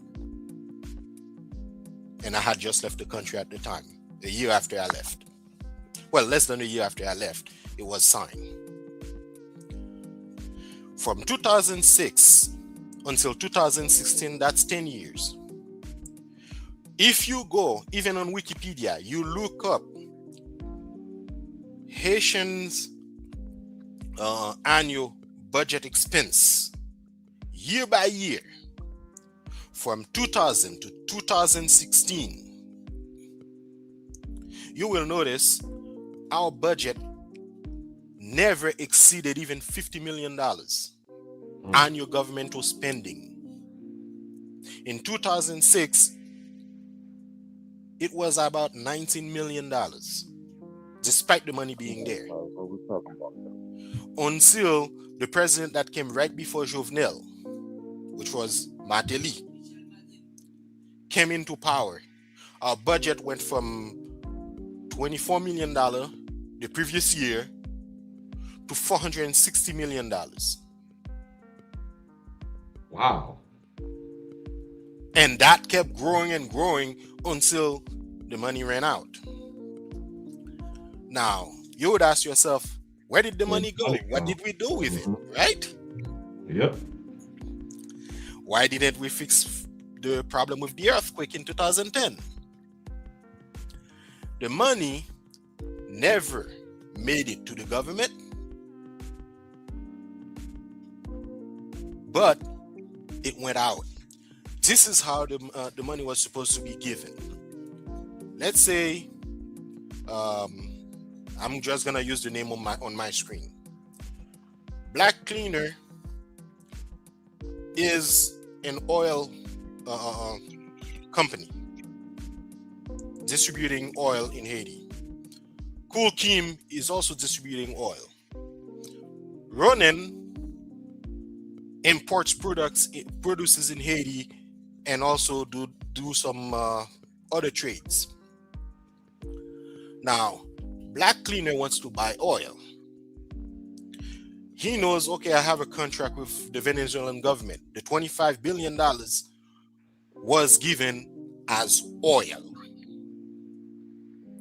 So since I have an oil voucher for $25 billion, I wrote Black Cleaner a letter saying, yes, you can go to Venezuela. They will give you the oil you need. Let's say, hypothetically, Black Cleaner buys $5 million of oil.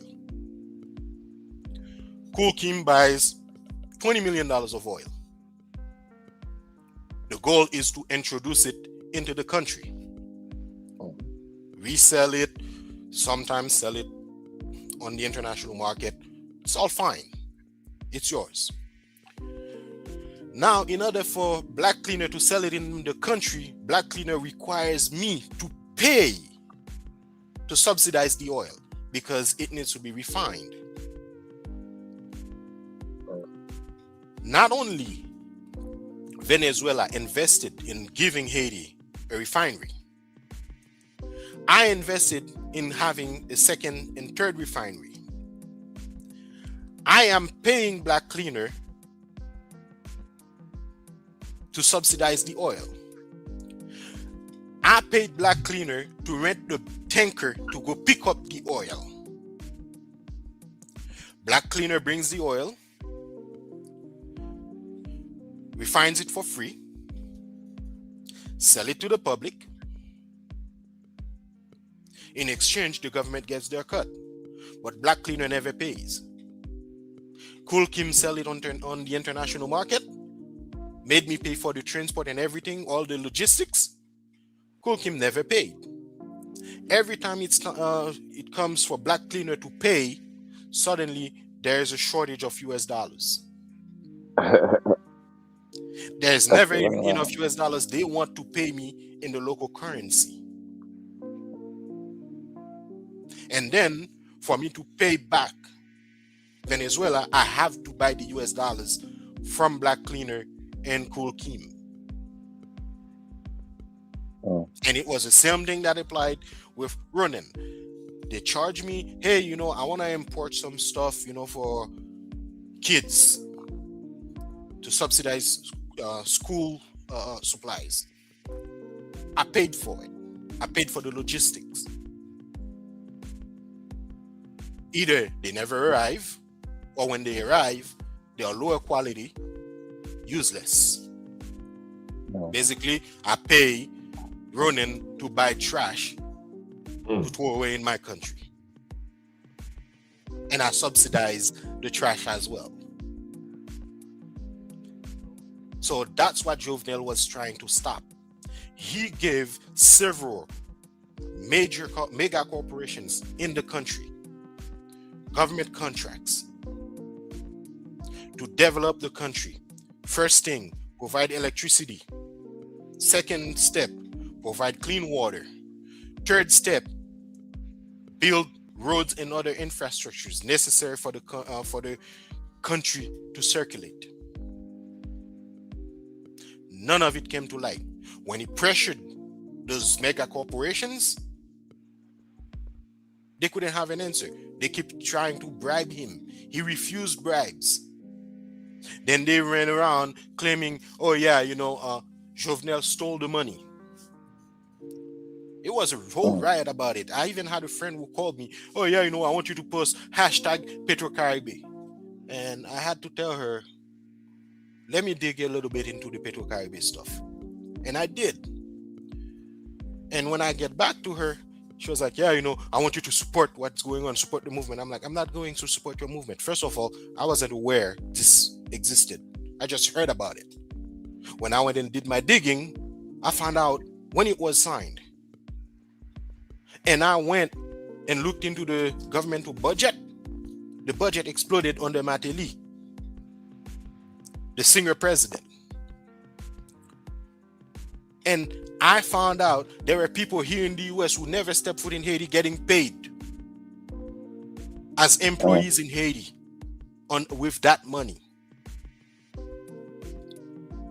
And I told her, where were you when that contract was being signed? Oh, I was in Haiti. What did you do? Did you collect any money from that? No, I didn't get anything from it. I didn't get anything either. Why do you want me to fight for it while you didn't? And when she kept saying, yeah, you know, it's him. He stole the money. He stole the money. I said, no. Look into the national budget. You'll find the paper trails. Imagine a government official, a low government official, low level, getting a car that already base pay costs $80,000 to $100,000 US dollars. Then sent it to a company that charged close to $1 million to bulletproof it.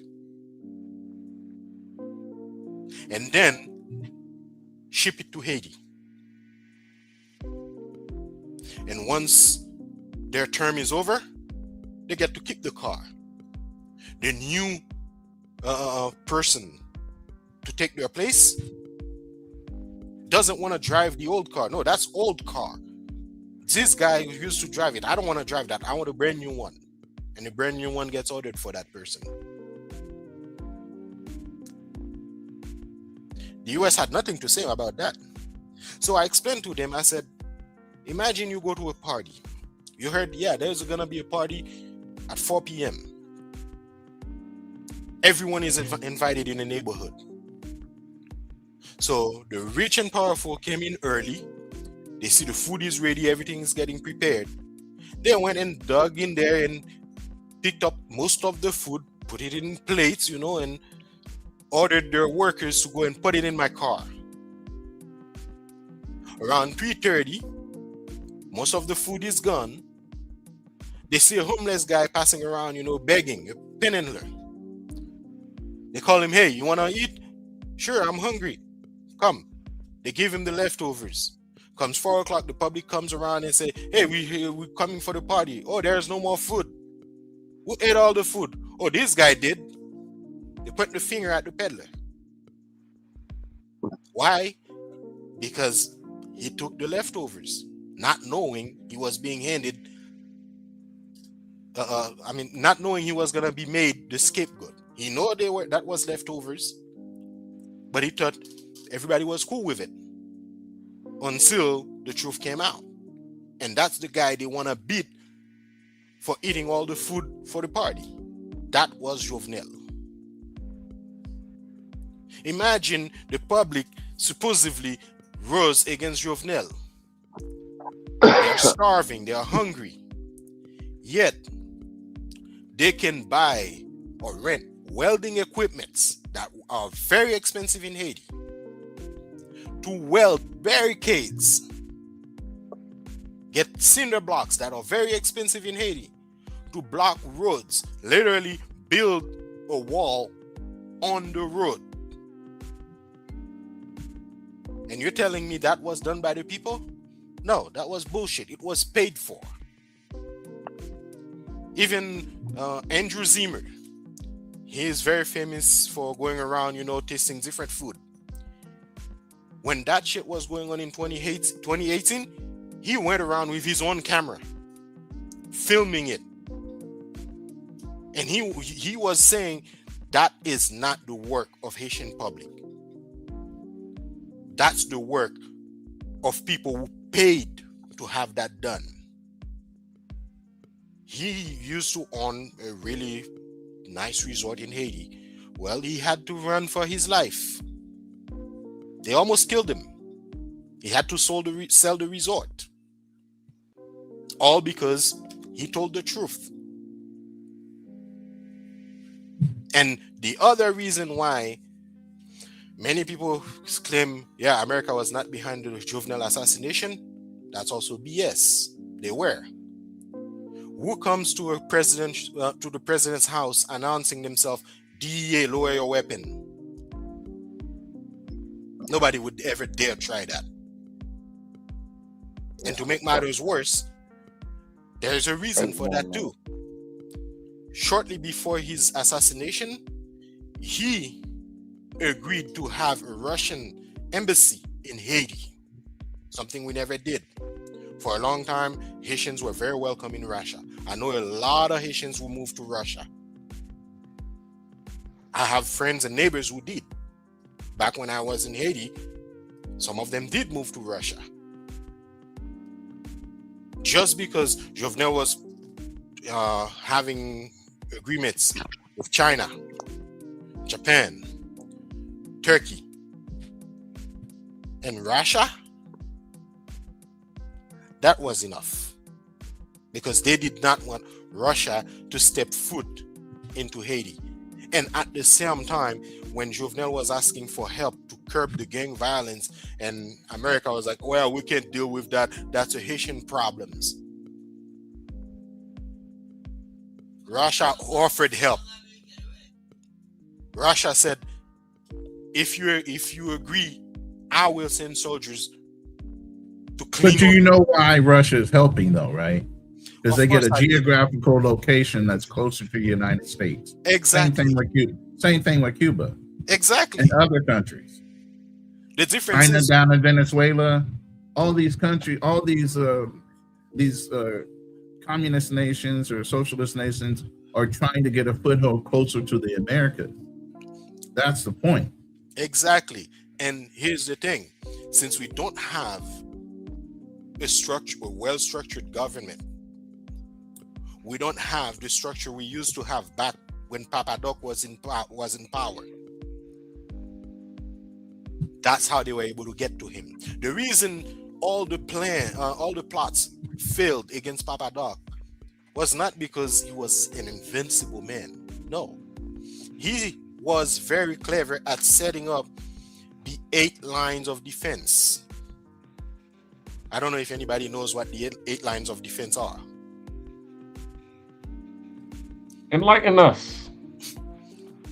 Well, it's a drug dealers. It's a drug dealers thing. The 8 line of defense, where they set up perimeters. The first line are just farmers, but they're not farmers really. They are disguised as farmers, you know. But they're Lookouts. informants. Okay. Yeah. Mm-hmm. The second line are not armed either, but they can fight. The third line are armed. By the time you get to the third line, the center already knows what's coming. They already tipped him off. Many times they come into the country, they try to plot against Papa Doc, and those guys who try to plot against him get arrested. Some of them, they plan everything with the locals, and the locals led them directly into the police station, the disguised police station. That's why they were so afraid. They figured if they keep trying, eventually American blood will spill. And they couldn't do a direct attack on Papa Doc, because if they did, nothing is going to stop Papa Doc from running to the Soviets and get help. Cuba was right next door. As a matter of fact, you can stand on Haiti's mountain, further peak, and you're looking at Cuban lights on the horizon. That's how close they are. Like literally 15 minutes by boat. So for those that don't understand, line of sight on the water is 25 miles. So it's less than 25 miles wide. Probably.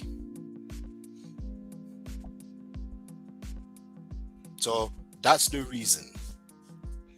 But now, since we don't have any of these in place, we don't have a way to actually protect the president or any government officials in reality.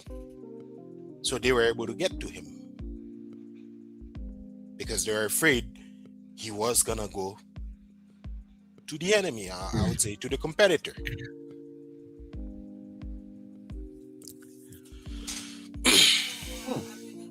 Okay, we done gone through a whole Haitian history lesson here tonight.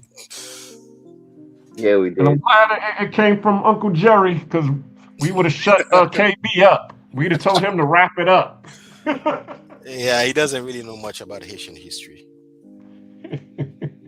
Well, he tries. Don't give him some credit. He tries a little bit. Nah, here's the problem with that. He gets most of his stuff fed from the media. Damn, you got a whole resource like you, and he'd rather get it from the media? Well, he probably doesn't know how much I know about it. But well, you gotta start enlightening him. I'll give you an example how the media portrays Haiti. 2004, I was in Haiti. Actually, not even 2004. All right, Jerry. Yes. We're not gonna do a whole another hour. No. About 2 minutes max. During the election of Aristide in 2001, if I'm not mistaken, I was in school. My school was actually not across, but very close to the National Palace. Actually, I can stand on my school balcony and see everything that's going in the National Palace court. And if I have binoculars, I can see through the windows. That's how close I was. And I used to see protests in favor of Aristide. How big they used to get. Like massive. The whole capital is on lockdown. No cars or motorcycles move around. When they were going for the anti-Aristide protesters, they cut part of those videos and insert them into the protest for anti-Aristide. When I used to stand on my school balcony and looking at a few group going around and they are against Aristide, I'm like, what a bunch of crack. You're not going to get traction because you're not popular. But according to CNN, it was the most popular uprising against Aristide. So, same way, a lot of times they'll tell you, yeah, Haiti is very violent. There's a lot of shit going on in Haiti. And then the journalist or the reporter would just go there, film the heat of the incident. Even if they have the beginning, middle, and end, they will cut out the beginning and give you the middle to show you how bad it get, but they will never tell you Uncle Jerry, I how have it a started question, or brother. how it ended. Uncle Yes. Jerry, who is Christian Emmanuel Sanon, and where's he He's a from? football player. He's a soccer player. Not me. You starting trouble, bro.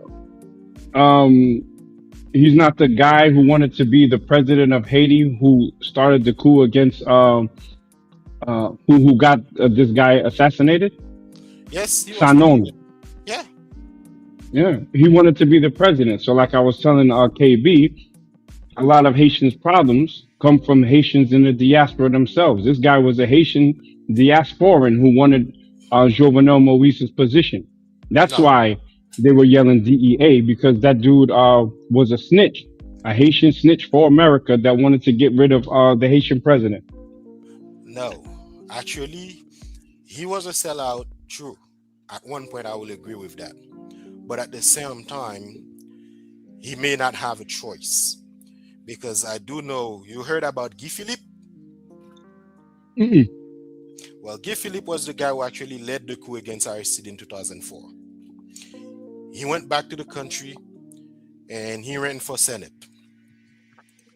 And he got elected for his department. I would say his state, equivalent of his state here. He got elected as a senator. And one of the things he said, once elected, I will tell the truth. I will tell the truth. One day before he got sworn in as an official senator,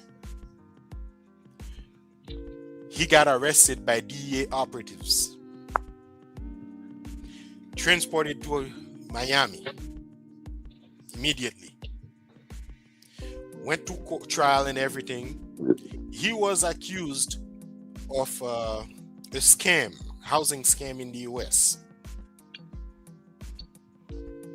as a real estate scam. He was accused of a real estate scam and drug trafficking into Miami. But here's the funny thing. The dude never had a US green card. He never came to Miami officially. But Sanon did. Sanon, he's Haitian, and then he was, I think he was the mastermind of the coup, or in a broader sense, a puppet. He was never the mastermind. He was just the face, the puppet face.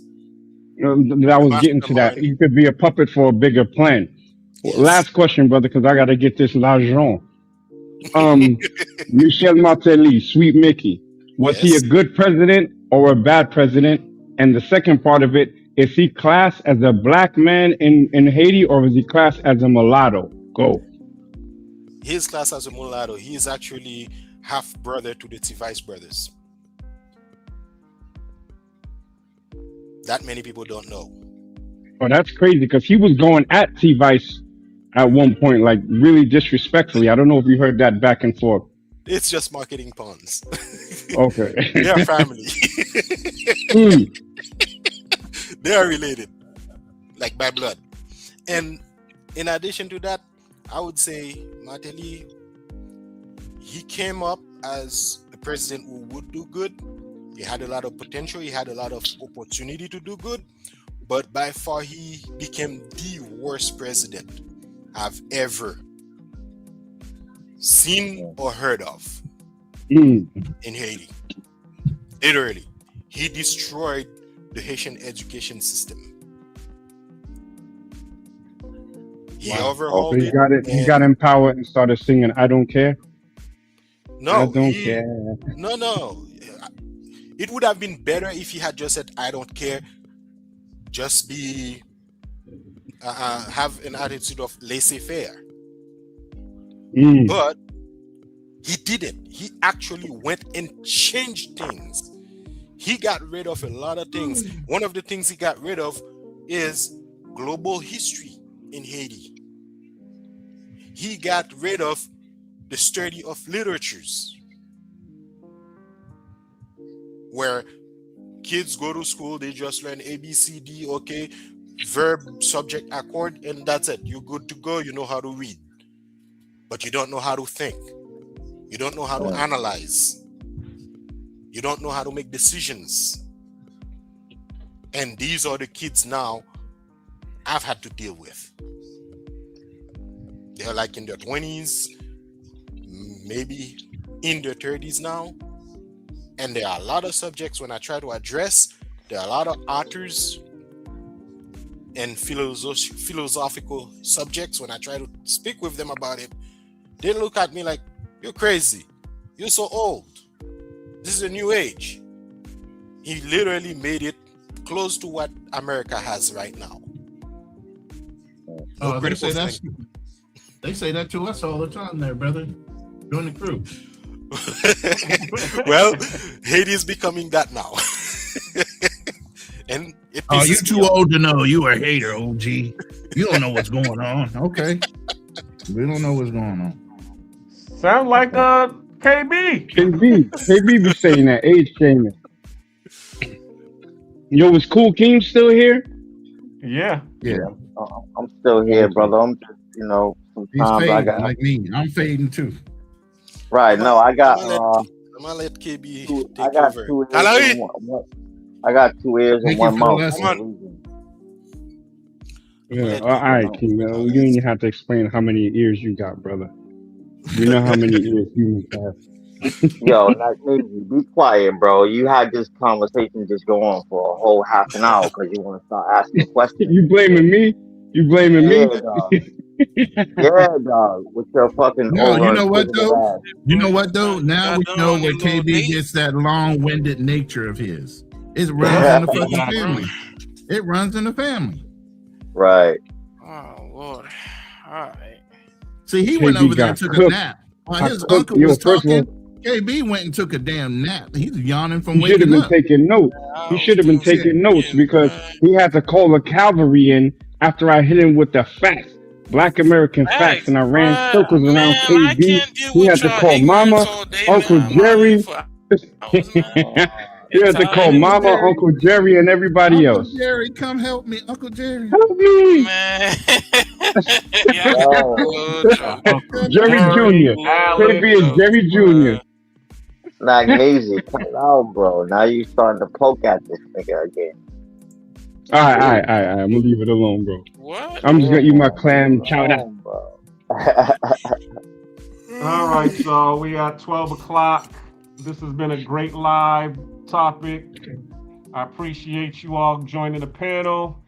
Is there any final sir. words? Let's start with Magnesi. Hey, land the Man, it plane. was You got 2 minutes. Land the plane in 2 minutes, man, bro. man, put down that ripple. Now, Nah, hey, I land the appreciate plane in 2 minutes, bro. Don't worry about what I'm doing. you're stopping me from. I'm seeing the runway, brother, and you keep waving me off. All right, but no. First of all, I want to apologize to Black Cleaner for flipping on that other dude. I just couldn't stand the being cut off when KB and I was having a healthy dialogue, spicy but healthy. You know what I'm saying? Right. I crashed out. Come on, King. Don't come on, brother. Nah, we So like that, salute to the though, bro. show. We like the controversy, bro. So, we ain't gonna never, Okay. stop that, but we just don't want it to get out of hand where you guys I are got talking you. over I each got other you. and nobody's getting the point across. You know what I'm saying?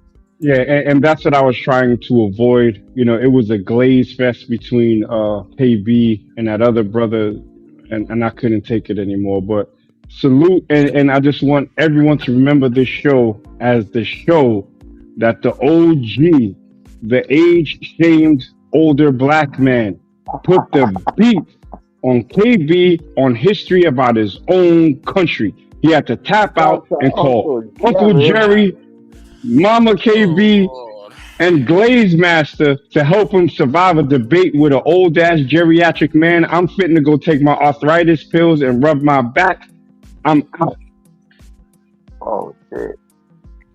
Salute. What did he call us? Thanks, Magnesi. Half-century old OGs, something like that. Half-century OGs. Isn't that the name you came up with, KB? Something like that. Something like that, qualifying. I think I said qualify for some health benefits, some government benefits. Mm-hmm. Okay. I think it was more like any last words? Yeah, I think you need to sit down with Uncle Jerry a little bit and take some notes. I think it was like I don't even know what he educated. said to you guys. Exactly. Like I said, you went somewhere and went to sleep. I was I away. I was think These just would be KB said some shit like the taking notes. OG educated panel or some shit like that. What he said was smooth as fuck though. He called niggas old, but he called niggas smart at the same time. He went to go get his bucket of ice cream, his bucket of Ben and Jerry's. what? Nah, I'm right here. What? You ain't let that go. That bucket thing is funny as hell. That bucket of ice cream. He said, I don't even deal with the ice cream cone. Fuck that. Give me the bucket. I'm eating straight out the bucket. I ain't gonna 5 gallons worth of goddamn ice cream sent. All right, not 5. You're going kind of crazy there, but yeah, shit is fire. So what's your final perspective on the topic, KB? Before you head out. I mean, that was pretty much it. It's like people are just kind of ignorant about these types of things. A lot of the times immigrants, it's not so much that we think America is just that much better. It's just that there's not really a lot of other places that you can go. And, it doesn't help that, a lot of these countries make good faith efforts to ameliorate their situation. But there's a lot that goes into it than most people think. That's all. Okay. I thank you for having you. Thank you very much for coming out on the panel. Thank you for inspiring, or being a catalyst to have this topic. And we'll see you next month when we talk about race again. And we try to do this fourth Monday of every month. So the fourth Monday of every month. He said one of these shows is enough for a fucking Monday. month. I ain't talking Say about again? this shit for another 30 days. Fuck all that. Well, hey, because we moving on. I got another topic next week. So, Oh, that's funny. Yeah, check us out next Monday. This is going to be the topic right here. The latte. It's Money Mindset Monday, the first of the month. So we're going to be talking about real estate and how, people could, instead of investing in that latte every day, they could actually save that money and go buy themselves some land for cheap and work on the land and develop it and, be able to have a roof over their head. So hope everybody who's in the real estate, 020 with his house hacking, I look forward to seeing him on the panel to be able to talk about this. I'm going to have a special guest come who actually is, a friend of mine. Me and him have been in the military together, and he's also a real estate investor and was the one that also inspired me to be able to buy real estate myself. So he's going to come on the panel as well. But yeah, everybody, I would definitely love to have you all and hear your perspective on next week's topic. But yeah, as I said, we're trying to keep it in order. And I appreciate everybody coming on the panel. What do you have to say, Ronan? I mean, it was a great live. It was a lot of information given out, different perspectives. I love the history lesson with Haiti, but that wasn't necessarily the full brunt of what we're supposed to be talking about. But like I said, Right. KB, you need to sit down and learn some history from your uncle, man. I think it'd be a that's lot my better. brother. What are you talking Oh, about? that's your brother, Jerry? Yeah, bro. Yeah, man. Oh, you got Like, a couple brothers over there? I know Alex. I didn't know there was a Jerry brother too. Yeah, it's just two. He's the eldest. Oh, okay. He much older than y'all? He's like 40. Okay. Well, damn, you say that like it's a bad thing, bro. What? I just said he's like 40. Come Y'all on, what really do you make me old. The sister came up here Bruh. talking about the seniors, the elders at 61. I'm like, God damn. She's saying elders, and now you saying, oh, he's 40 something. I'm like, God damn, man, come on. We still young in this Salute to Miss game, Maya man. for joining the panel. Yes, ma'am. Definitely loved having the Yes, sir. the But no, enlightening it was a energy great coming show. to Like the I said, panel. looking forward to your next one. This is your show, man. I ain't promoting nothing. I'm just happy to be able to come up on the panel and contribute to the conversation as always. Appreciate both you brothers, Cool King, both Black Cleaner. It should be in my chat. If you guys haven't subscribed to Black Cleaner, please do. Great information, great shows, always very consistent guys. You know what I mean? Yeah. Appreciate it. Also, Shout salute to to you, Ronan. Travel POV, and thank you, Travel POV, for the $5 cash app that he donated. The first donation that the channel has gotten. So I appreciate Travel POV be looking out for us, King, man. Now you better gave look us out for the- Just Dot. Just Dot loves to drop cash apps, so she might hit you I up know, too. man. Cause But of it's called Door. we might need a next week you know, an opening and an ending with them, you know, with our theme music that we got going on. Shout out to Travel POV for that. Yeah, he be dropping some bombs, bro. I've run two of his songs too for my show. So yeah, Right. Travel POV got the intros on lock. Mm-hmm. So I will say salute to so. Travel POV. And what you got to say, Cool King, before we head out? Not much. I like the panel this week. I like the people that showed up. Shout out to the second female to pop up on our panel and show love and follow through and be consistent with thorough comments. So shout out to Miss Maya. And I'm looking forward to next week. We always do it how we do it, and we stay true to it. Next Monday will be another week down, another Monday up. So looking forward to it. Okay. All right. Well, I want to say this to everybody.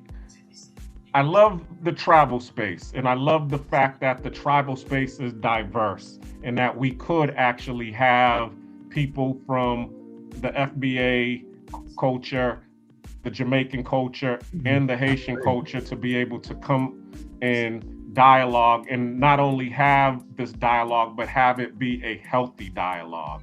And I definitely do believe that we all can, sit down and work together as a family to be able to, get something going on that all of us can agree upon. Just as I was saying earlier, okay, yeah, we're over here and we're fighting the good fight, and we're the ones that started, this whole reparations argument. But this is also the catalyst that has also allowed the Jamaicans to actually petition their government themselves to petition England for reparations as well. So that's all we're looking as FBAs to do, is to also, be the ones, just like the Haitian Revolution of 1804. They was the beacon of light to show the rest of the world during that time that you can fight for your freedom and win. And that's what actually started, the slave revolts that was going on in Americas. And that also started the revolts that was going on in Latin America. Shout out to Simon Bolivar. We didn't even touch on that, how, Simon Bolivar actually went to Haiti and got, resources and backup and support to be able to free 5 of Latin Americans' country from Spain.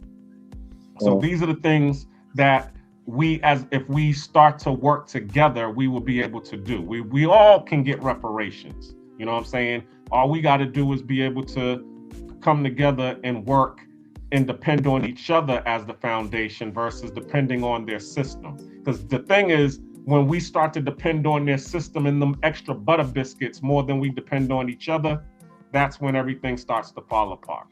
So I'm gonna end Not there. the extra butter biscuits. That's what it is. They looking for extra, from the master's table, and the master knows that, so they're able to exploit that, and that's the thing that we definitely need to stop. So with that, I land. I appreciate everybody on the panel: Prime, Vacation Time with Ryan, Magnesi, Maya. Did I forget anybody? KB, Ronan.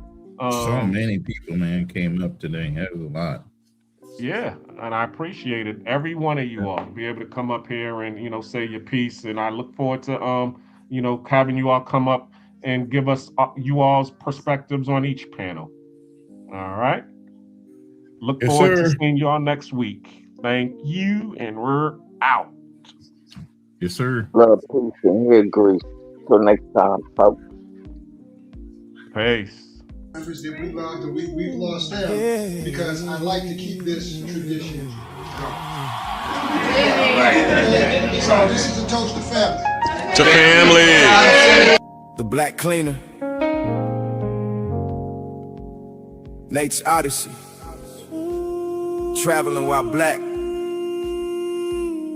Real stories. No filters. Follow the journey. Across the world we've roam. Searching for peace while trying to build a home. Through the love and the loss, through the pressure and growth. The black cleaner speaking truths most people never told. Follow the journey. No filters, no pretending. Follow the journey. Real stories, never ending. From Panama nights to Cartagena views. Trying to understand life from a different point of view. Conversations get deep when the camera's cut on. Talking purpose, pain, and trying to stay strong. Traveling while black in a world full of judgment. Trying to find freedom while escaping the dysfunction. Some people chasing money, some searching for healing. Others just trying to understand what they really feeling. Nate's Odyssey, every episode authentic. Talking real life lessons, people scared to mention. Relationships changing, friendship fading slow. Trying to find your purpose while still learning to grow. Follow the journey. Across the world we roam. Searching for peace while trying to build a home. Through the love and the loss, through the pressure and growth. The black cleaner speaking truths most people never told.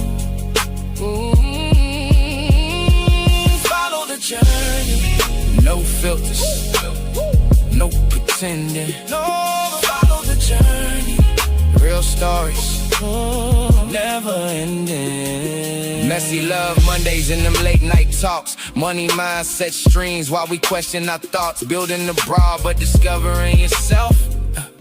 Learning real freedom ain't just wealth. Black fatigue conversations hit different at night. Trying to carry pressure while still chasing the light. Every live stream feel like therapy sessions. Helping people navigate pain and direction. No fake flexing, just honest reflections. Travel stories mixed with life confessions. The beauty and struggle of the global economy. Trying to elevate beyond survival mentally. If you ever felt lost, if you ever needed change, if you ever question life, this journey might feel the same.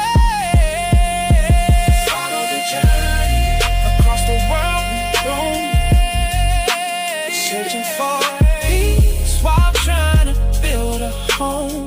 Trying to build through the love and the loss, through the pressure and growth. The black cleaner speaking truths most people never told. Follow the journey. No filters, no pretending. Follow the journey. Real stories, never ending. Travel, culture, relationships, reinvention. The black cleaner. Follow the journey. Well, yeah, salute to Sister Lives and Educated Pookie for also being on the panel. I forget y'all. I just slightly had a brain fog, but I appreciate you all coming on the live as well. And a shout out to everybody that was in the panel: Foreign Skies, Chalupe, Felipe Lindsay, Tam, Mr. Peppers, DMV, Charlie Chan, of course. We had a lot. Jason Beaches. We had a lot of people that was actually in the chat this night. So I appreciate everybody for giving me your support, and I will see you all next week. Peace. Peace.